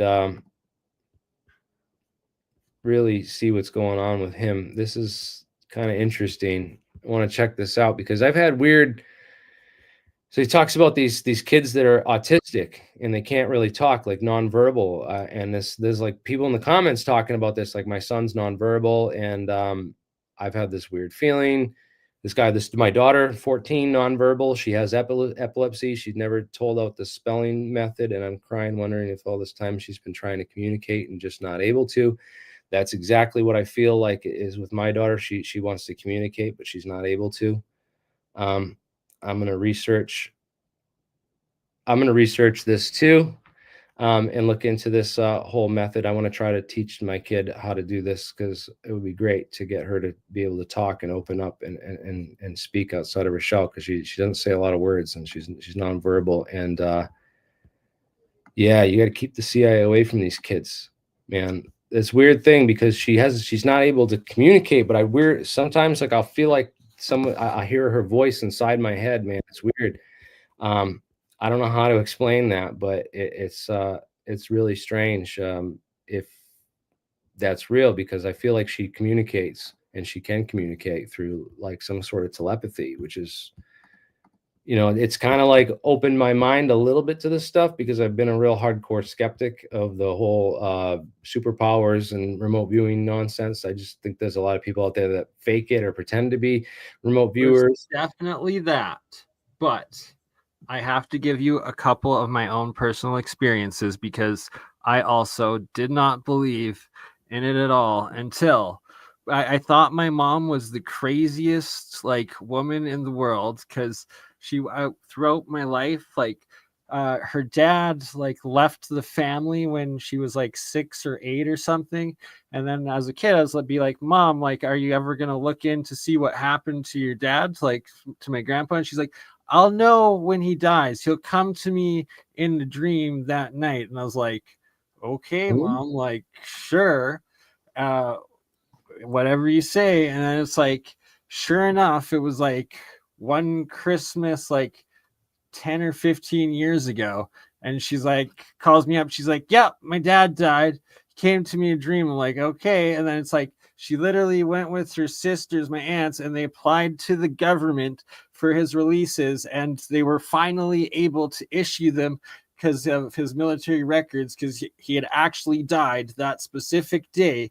And when they got the records back, my family found out that my grandpa had moved just like a couple of like one province over and like one city up, and then had 3 more daughters, and he named them the exact same names as my other 3 aunts that are the sisters to my mom. So it's like I literally have 2 sets of like aunts that are like, one's I guess half aunts and the other's full, that are the same names. It's freaking crazy. And found it out by my mom having my grandfather come to her in a dream when he died, and it turned out to be exactly like the day. And yeah, that just like was shook my reality, because it was like not believing that, thinking my mom was crazy my whole life, and then it actually turning out to happen and verified by the government, and then finding out that there's like a second whole family, and it's like where they exist is like Red Deer, and I live in Calgary, so it's like literally just like one city up from where I am. It's not far at all. It's pretty wild. Dang. Yeah, man, this stuff's kind of makes you really scratch your head and say, do we really know for sure? Are we really that sure about how reality works and how this universe is held together, how the human consciousness works? Is there there's more to this. There's more to our understanding that has evaded us, I believe. I think there's a lot that we're going to learn about science and technology that we, our world taught us was. Oh, this is cool. I want to check this out. Transmission theory. Wasn't it a principle of metaphysics that nothing unreal exists? So if anything, is observed like that, we know that it's not supernatural, it's natural. We just don't have the framework or the model to understand it yet. Hi, by the way. Hey, Brandon, how are you, man? Welcome to the show, by the way. Yeah, it's new. This is my first time coming on here, but I appreciate you opening the door to us. So yeah, I've got a question, idea sort of thing, like the supposed singularity event, and like this like consciousness meeting technology meeting whatever creation is, or like thought, or like the power of God slash like telekinesis potential slash AI slash whatever, but that does it all connect at once at that one moment? And then it's like what goes from there? Are we all, It if we're kind all of sounds connected like to like a Terrence quantum McKenna. computer, to like the quantum network? Can we like then interact consciously with anything and any knowledge throughout the universe at any time, sort of thing? Like, yeah, the Jungian approach, right? Carl Jung had this idea of this common, what was it called? The theory of this collective reality, or the subconsciousness, where we can all we're all kind of like connected, and we can tap in to this. Oh, the collective unconscious. There's a collective unconscious mind. Talks about the 100 monkey theorem and some of these other weird things. I mean, this is like that. So I was thinking about this like last night, literally. But one of the outputs from some of the implications on this warp drive research, I think Travis Taylor was doing some work on warp drive, and when you have multiple, you might end up with a state where like you have multiple warp bubbles within warp bubbles, and some of those actually the implication is that the space inside, I'm still working on how this works out, but the space inside the warp bubble is bigger than what's on the outside. So it's kind of like the TARDIS in the sense that, like, from Doctor Who, in the sense that it's bigger on the inside. So like the implications of that are that we are possibly at the gate of discovering that space isn't what we thought, and we might be able to literally create extra space. And so like the implications of that are so counterintuitive to everything we've experienced so far that we might, but that's all happening at the same time that we're developing quantum processing. I like that a lot. And simulation theory. What you're just saying makes so much sense, because it's like if we're unlocking a higher dimensional technology, and like that if matter and density and energy fold into themselves and space is an aspect of it, as you're breaking down matter into time space and dealing with space and time, you get matter out of it. And that if you can fold that space time in on itself on matter, that would essentially make sense on that. Yeah, and a negative space-time curvature you could derive energy or matter from. So, you know, we've got both the possible modification of a positive space-time curvature, which creates extra gravity to pull and push things around, but then you have the creation of negative gravity, which is one of the implications of is extra energy, extra matter coming in from the void. Of course, you know, you got to be skeptical and below the nanoscale, right? Below the electron proton sort of. Yeah, that starts with the emergence of matter antimatter pairs that annihilate, but because we have a matter universe, we know that that's a slightly asymmetrical process. We end up with more energy and more matter from that. They don't all annihilate, otherwise we wouldn't be here.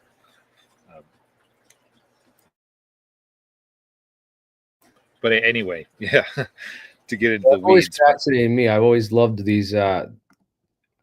One time we were at Washington, D.C., and we went on the elevator, and there was like 2 mirrors on either wall in the elevator, and it just had reflected in infinity. You know, it gives the illusion of infinity when you put 2 mirrors together, right? And you're in between 2 mirrors. There's a mirror on either side, and I always thought there was something very special about that. Absolutely. Those moments, my barber had a set of mirrors like that, one behind, one in front, and every time I'd go to get my hair done, it was creating a surreal experience, formative. I love these ones where they take a mirror frame and they put it like backwards on top of it, and they put a bunch of lights inside, and it creates this infinity illusion. Oh yeah, like an infinity. There's people on YouTube, on TikTok, making these infinity tables. Yeah, the infinity. Like yeah, and there's like a ladder going down forever. But you have to have 2 opposing themselves, reflecting into them and spinning, and then also have a magnet and laser spinning inside of that, and then see what happens. But it makes sense that space-time is curved, because no matter how exactly flat and parallel you try to make those two mirrors, they're always going to be off a little bit, and that little bit creates the curvature, you know, of the illusion inside the projected infinity, right? Right. That compounds with the number of iterations, right? So it's sort of Right. an emergent quality, and you can see. Oh, that's an interesting insight. You can see the curvature of space time from infinite mirroring. Nuts. Well, you could just tell that there's got to be some curvature to space time, because it doesn't, unless it's completely straight and it goes to infinity. Well, we're going around and around and around, right? We're orbiting the sun around the galactic plane, around like the universal plane sort of thing. So, of course, as time's going on, we're curving in the space that's traveling through the time, right? Yeah, it's the branchial space, Yeah, right? we're moving along a time-like curve, as they say, one of these geodesics, right? Well, it's a triple spin. It's a triple vortex going in upon itself. It's interesting how we could view time is like at each moment in time, there's a bunch of possibilities that could exist, and then as that wave function collapses through every iteration of time, where we close off certain possibilities and stay restricted in others.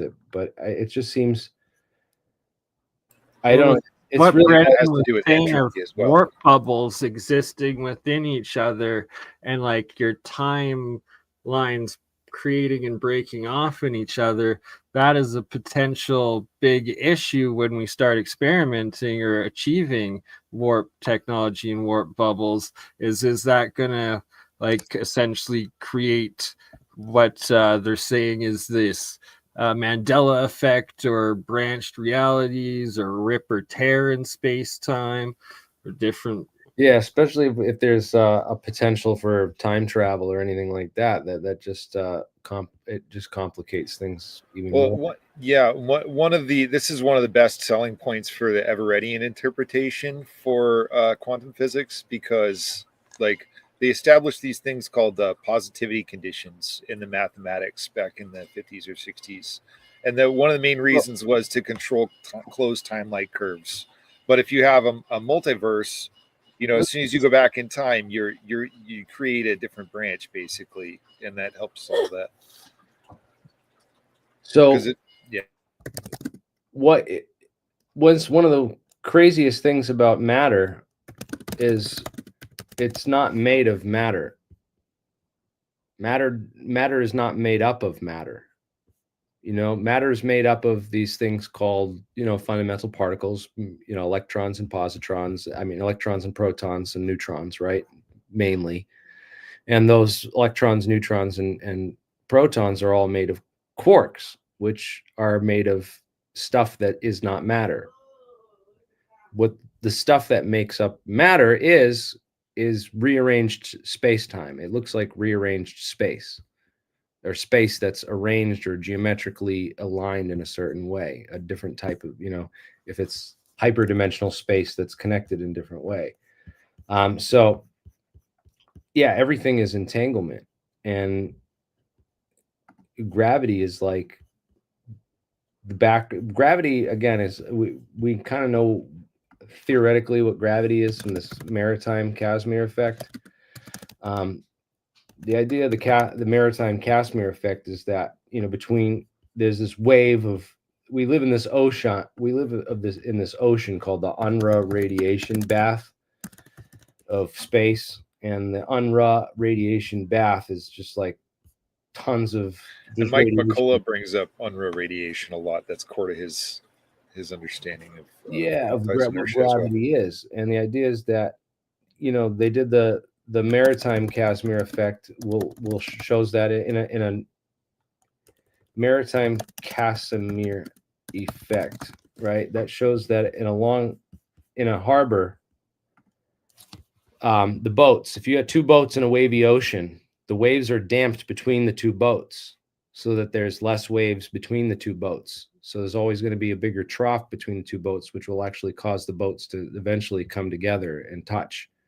They've done this experiment many times in a wavy pool. They'll put the two boats in the wavy pool, bunch of waves. If the pool's not wavy, it doesn't seem to work though quite well, as well. I mean, but in a wavy But pool, this is a metaphor for space, basically. Space is full of waves. That space is full of all these waves, and that due to the Casimir effect, between objects, some of those waves get dampened out. And the bigger the objects are, the more that dampening is, and that dampening actually creates gravity in that boundary. Question: does this relate to Michael Boyd's nano/microgravity and the gravity wells and stuff that he's written?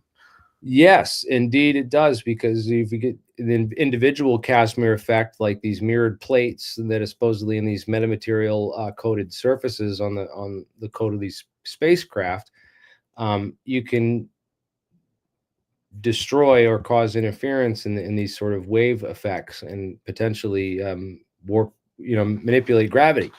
So that's your nano metamaterial that potentially is like the Russian Grabetikov or whatever, with the insect like structures of the wings potentially sort of tech, or might be like either, yeah, his idea was that there was these structures that created a dampening, like almost like metamaterials in the insect wings. And I think that Sonny White is also doing something like this with microgravity control. He's got some sort of metamaterial along the same lines as Jack Sarfati, but Jack would probably call him a schmuck. Of course, he calls everybody a schmuck. It means you're on the right track, probably. But Sonny's doing that, and has been for a little while. And he's basically creating Casimir pockets with little nano structures similar to Michael Boyd. Yeah, he's doing some interesting work out there. Sonny White's working with. Is he still working with NASA, or is he? I know he did the M Drive stuff. I don't know. I think he's got something independent going, like sort of adjacent to Charles. A company now or something. Maybe Ryan Wood. I thought he was working. Ryan Wood's another interesting. Unfortunately, I don't track enough what the people are doing. The concepts are all kind of jumbled in my head, and I do my best. I've been playing with this for the last year and a half, along with Dan Davis is my guru. He's been doing a lot. This is the guy. No, that wasn't it. This is the guy. I'm pretty sure. No, it doesn't look like. Maybe I'm getting the name wrong. It's getting scary out there, though, guys. We got to stick together. And it seems like the CIA is out for us. We need to open source everything. All the science and technology needs to be open sourced and documented. It's the best way to protect yourself, and it's the best way for humanity to leapfrog over the control system and just reach that like critical mass level, that then it just becomes the norm. And instead of the fear of how it's going to be a disruptive technology as a negative, instead it can actually be applied by everyone working on it to the masses to be a disruptive in a positive and like societal world changing sort of way. Yeah. Right? We need to ensure that this technology disclosure comes in and falls into the right hands and not the wrong hands. And right now it's very confusing who the right or the wrong hands are. We don't know. I mean, it's like part of me that's in the dark, and it needs to come to light, because humanity is getting stupid with all of the real science and workings and technology in the dark, and us lying to ourselves, and just idiocracy is unfolding. Well, it's I mean, technologically speaking, it's on the level of the nuclear bomb. Let's not kid ourselves. Like, this is major technology. But so, like, you wouldn't want literally everybody walking around with a nuclear bomb, but you would want most of the public to understand how it works. And you wouldn't want to like hand it to the Chinese or the Russians. But at the same time, I don't think we have to worry about them. They're not nuking us now.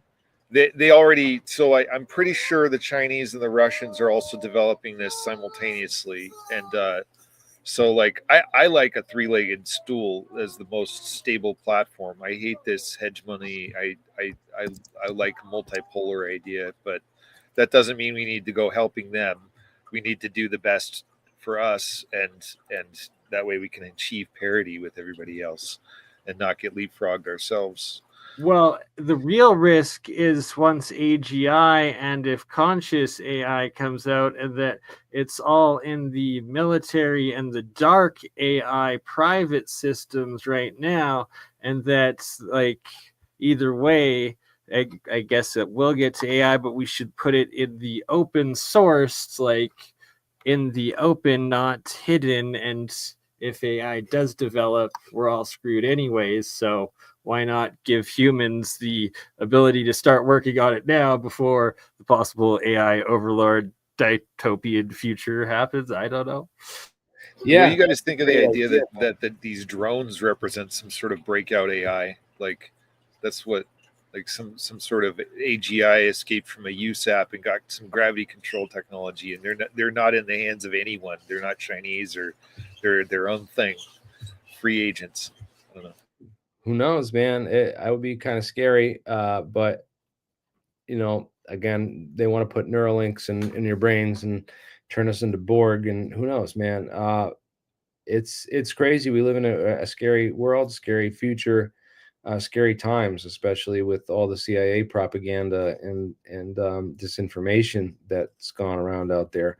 And yeah, again, this Matthew Livelsberger thing saying that the drones were gravitic drones, saying that the Chinese and the US government are the only ones that have this technology and that it's all advanced and hidden from us. I'd like to get your opinion on like the specifics of gravitic drones. Like, was it possibly the word anti-gravitic was in front of it, or is it like gravity propulse, like it's somehow using gravity on itself for propulsion or something? Like, what do you make of that? Yeah, again, the psyop. FBI's confirmed that he sent these messages and that it was really him and all this. But again, I don't trust the FBI. I don't trust any of this stuff. I think this guy, it just seems kind of weird. Either he was given some weird information to kind of discredit or put out there and take away from the real stuff, the war crimes, you know, disclosure and whistleblowing. Because he didn't give. What evidence for this stuff would you guys recommend to a regular person who is skeptical but open-minded? Again, you have my UAP technical summary. I'll go send that to you. If you guys check that out, that's everything in there. It goes with the historical background and the links to everything. Definitely check that out. I've been sharing that for a while, and there's lots of other stuff, but everything we mentioned in this podcast, really, there's lots of, you know, I would share this. This is a good place to start. This is the best. I mean, it's not all the evidence, but it's some of the stuff. A really good book also is if you're a reader, the Hunt for Zero Point was immense. Cook, I yeah. love that book. Yeah, I just recently got into that. I can't believe I was like, where have you been all my life? It took too long to read it. I just am super skeptical of this whole thing because he said all this stuff about this Chinese anti-gravity drone technology. There hasn't been a goddamn peep about it anywhere, really. Well, apparently Trump has claimed that he's going to make it public, the information of what's going on with the drones on his first day. Like, I guess he posted something on that on Truth Social in the last few days. Who did? Trump did? I believe so. Let's find that. I think I saw something. I'm skeptical of that because I don't know if even the president has access to all of this USAP stuff. And that was one of the things that was a red flag for weeks now, that the government knows what it is has been covering up. The USAPs are not the government. USAPs are corporate. They're housed inside of corporations as adjacent wings of corporations that are mandated and empowered by government agencies, but they are not government. And like one of the red flags when I saw that Sean Ryan interview, which was really fishy and shady, by the way, in my opinion, was that they said USAP. I don't know what a USAP is. Like they claim to be information aficionados, and they don't know what a USAP is. I call bullshit.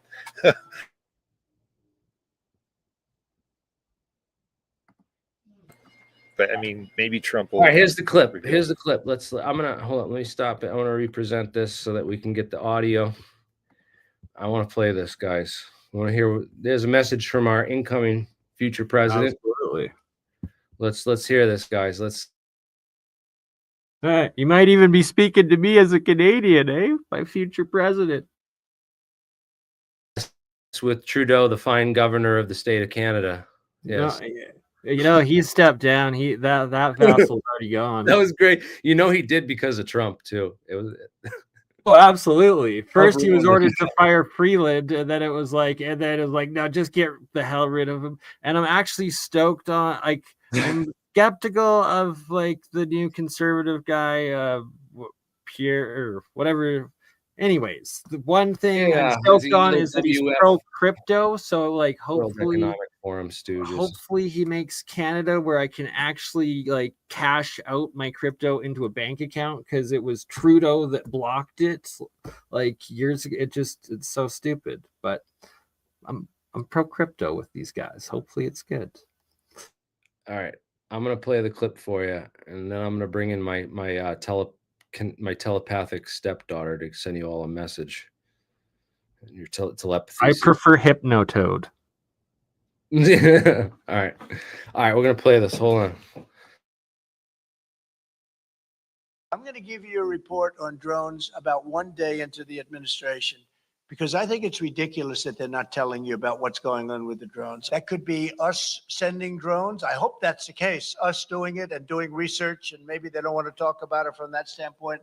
I hope it's not an enemy, but we're going to find out on the 21st, the day after. You have to give me a little time for the inauguration, but shortly thereafter, we'll give you a report on it. We'll tell you exactly what it is. They know, and it's very strange that they aren't talking about it.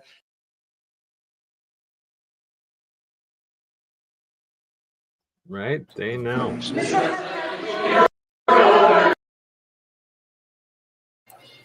I'm taking that with a grain of salt. Yeah, man.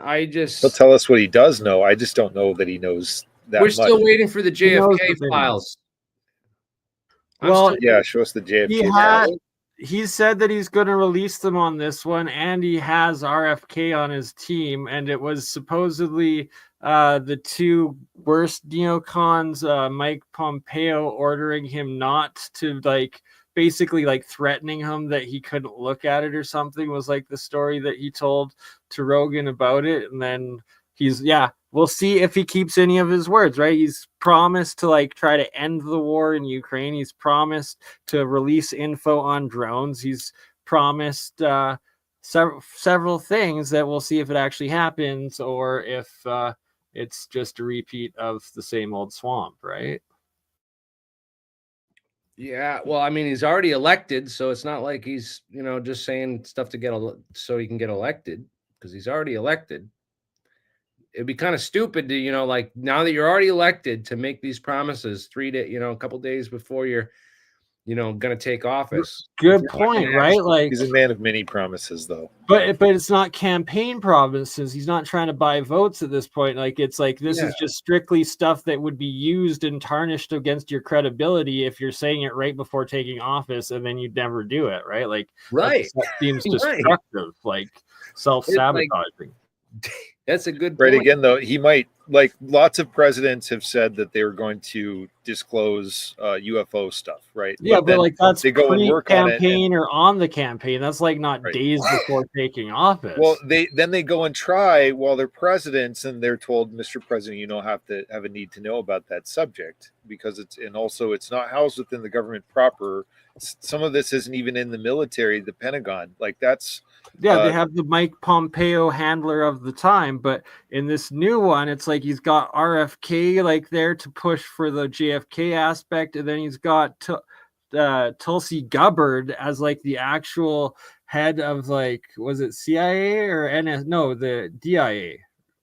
Well, what we One or the need is other. that eminent domain clause they tried to push into the NDAA a while back, because Congress doesn't even have the authority to access some of these materials or some of this information from the USAPs, right? Yeah, But you it's had a also bunch of public Congress now, people the that one get that their is. money from That's the the component. DIB, and they put the kibosh on that, and we didn't get that clause into the NDAA. It was supposed to be there. Anyway, guys, I got a jet, but it's been radical. Yeah, I gotta wrap Appreciate this y'all. up too, man. I gotta. Yeah, for sure. 2 hours. Thank you for having me. Sorry. Awesome talking with you, Brendan. You gotta join more often. And thanks for having me. Absolutely. Yeah, No, I'm guys, this stoked. was a great discussion. I think we have a lot made a lot of good points here on yeah, because it's gonna be interesting when Trump takes office, man. This is we live in strange and interesting times, that's for sure. Well, with Jack Sarfati as his UFOs are, there's no, if that happens, there's no telling. Hell yes, because that makes that makes Jeremy one person away from Trump if he's got Sarfati For as real. a UFO guy. Yeah. Like, you're the number one guy to be added to the team, right? Like, I let's hope make so, this man. happen. I hope that someday we do have that team and I get to be in charge of recruiting the people who are going to be involved in that, because I think we've put together a pretty kick-ass team with the I think you that'd be great. already are doing that and have been doing that for quite some time. Just it's public. It's whether it's going to be funded by the government and well, funded by the government or not. There's you got Peter Thiel's, who's Jesse Michael's boss, out there making a lot of talk about this UAP stuff, especially the technology side of it. I have a feeling there's going to be a lot of money on the table real soon going into R&D for this kind of stuff. And I really hope that I could make myself part of that, because I've given literally everything in my life to bring this information out to the public for the past 20 years.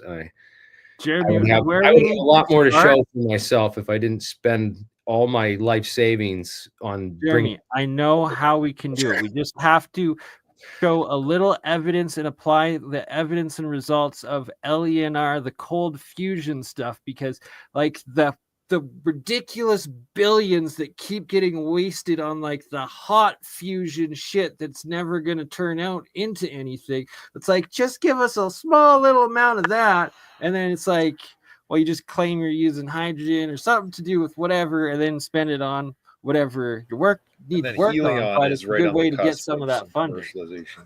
Helion energy is right there as well. That's really promising. And they don't need a thermal medium either. They're not boiling water. They're just taking the energy straight out of the reaction, which is pretty crazy. That's pretty close to Starship level energy right there.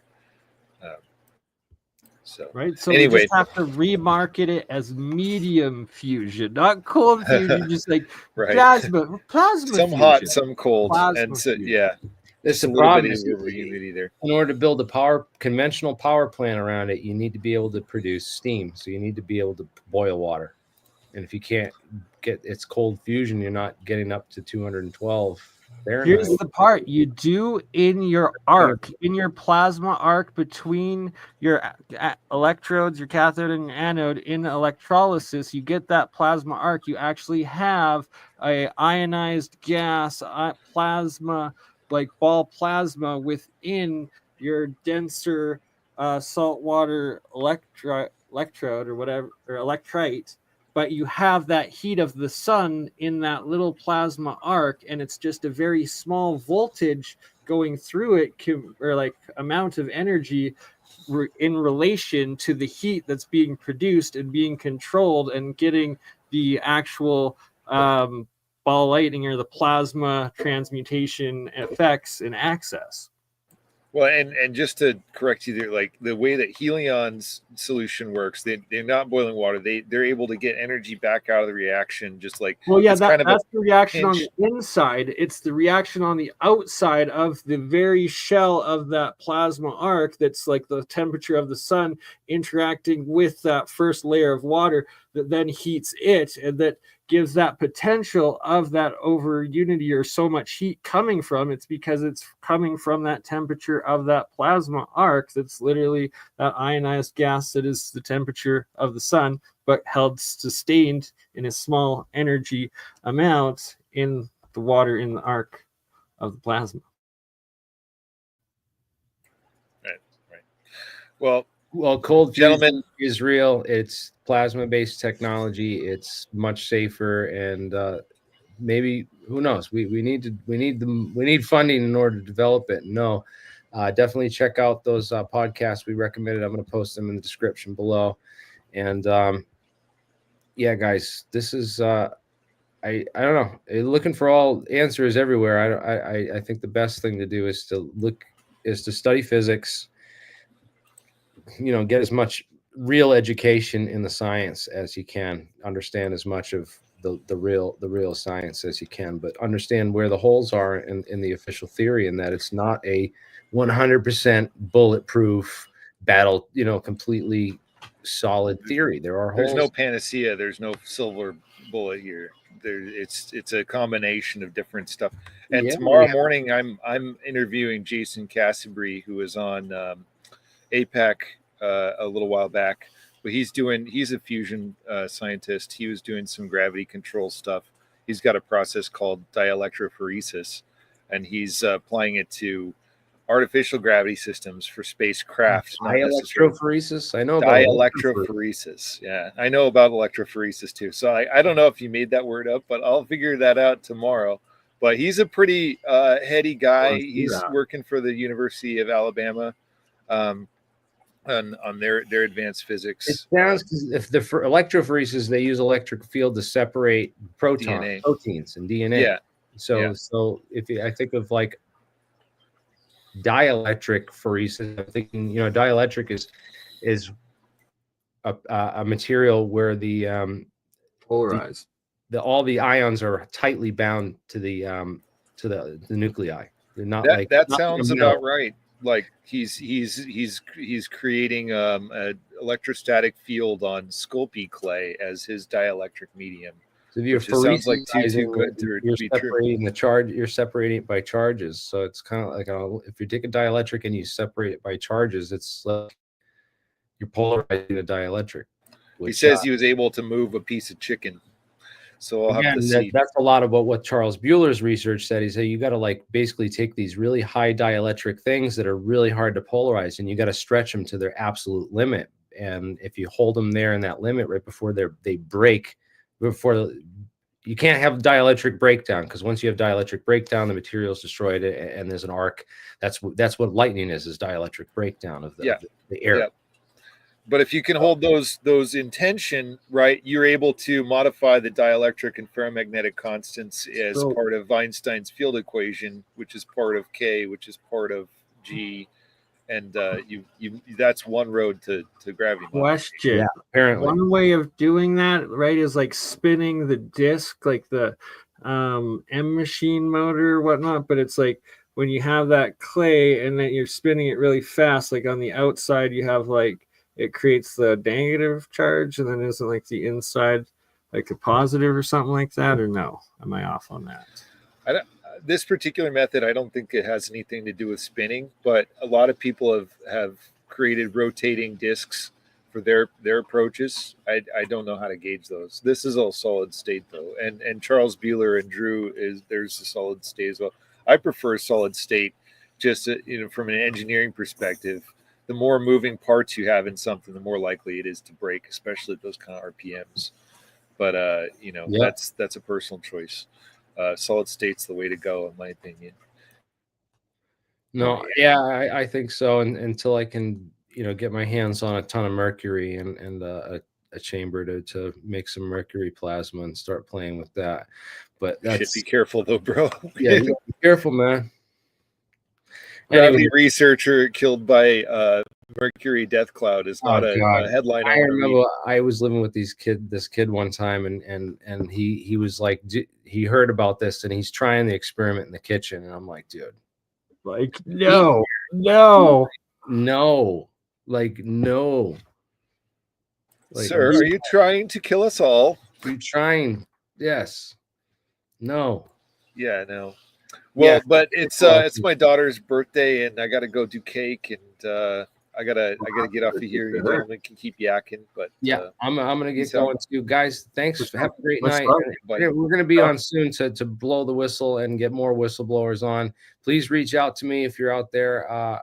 Get me on your podcast. Come on my podcast. Let's share this information and get the right. Right. And if you don't have Jeremy on, that is evidence that you are suppressing and not allowing this information to trend or be seen, or just the other side that is the scientific evidence side on data of this to not be shown or heard. Or if you don't have me on, at least get Charles Bueller or Tim Ventura or some of these other guys on, man. It's like, come on, let's like, this is criminally underreported on and underviewed, and the people getting all the views on this stuff have no idea. Or come on, not showing your face with a voice modification and privately, like encryptedly or whatever, send Jeremy the information first. And if you want to whistleblow anonymously, that is also can be done and highly encouraged, right? We need to get the science out there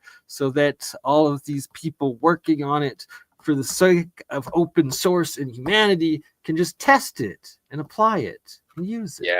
Yes, verify it, and only the best stuff with credible scientists who are into this. We don't need to entertain all the nonsense that's out there or waste our time with it, but there is a few needles in the haystack. There are some gems in the pool of dirt. When you dig in the dirt pile, you're finding gems, and you can't just throw the baby out with the bathwater here, guys. We're doing quite a bit. Hot fusion's pretty much dead right now. Yeah, they're like, it's reaching its end. They've exhausted billions and billions of dollars in funding, and people are like, damn. And it's been 10 years away for the last 4 or 5 decades now, right? Like, yeah, it's still 10 years away. It's time. People have had enough, and they're looking for something new. And I'm really hoping that 2025 is the year humanity will break free. We'll have research into all these scientists whose work has been suppressed for 20 years or more, and scientists who've been murdered, killed, discredited, other horrible things that have happened in the name of cover up. And we're just happy to, justify and the suppression of science, right? Like, the world is on the brink of either going full idiocracy. We saw exactly how they suppressed science for the past about 4 years, and people are waking up. They're like, wow, if it was that easy to fool and mislead and derail these smart people in this entire community, then how long and what else have they been doing? And a lot of people are waking up to it with physics, and it's been great. It's a breakthrough for many people, and it's gotten, I'm hoping, more people interested in studying physics, because I've talked to professors who said, our numbers of enrollment are dropping off. Nobody wants to get into physics, because it's a dead field. Well, make string theory dead, make physics real again. And a major part of physics being real science is testing the physics, right? Physics goes hand in hand with engineers. They need to combine engineering and physics together. And there will be your biggest electrical. This is the revolution. The revolution will not be broadcast. It will not be televised. It will not be on mainstream media. It will not be on the news. It will not be on TV. And everything you see on those mainstream platforms will be disinformation, leading you away from the good stuff. So the only way this information spreads is through your help and through you and your audience support. So please, if you care about disclosure, you care about truth, and you care about getting the information out, we rely on you, because the people that normally get information out to lots and lots of people ain't doing it for this stuff. And there's a reason for that. So keep space trucking, and we'll see you in the future. Later, guys, and have a good night.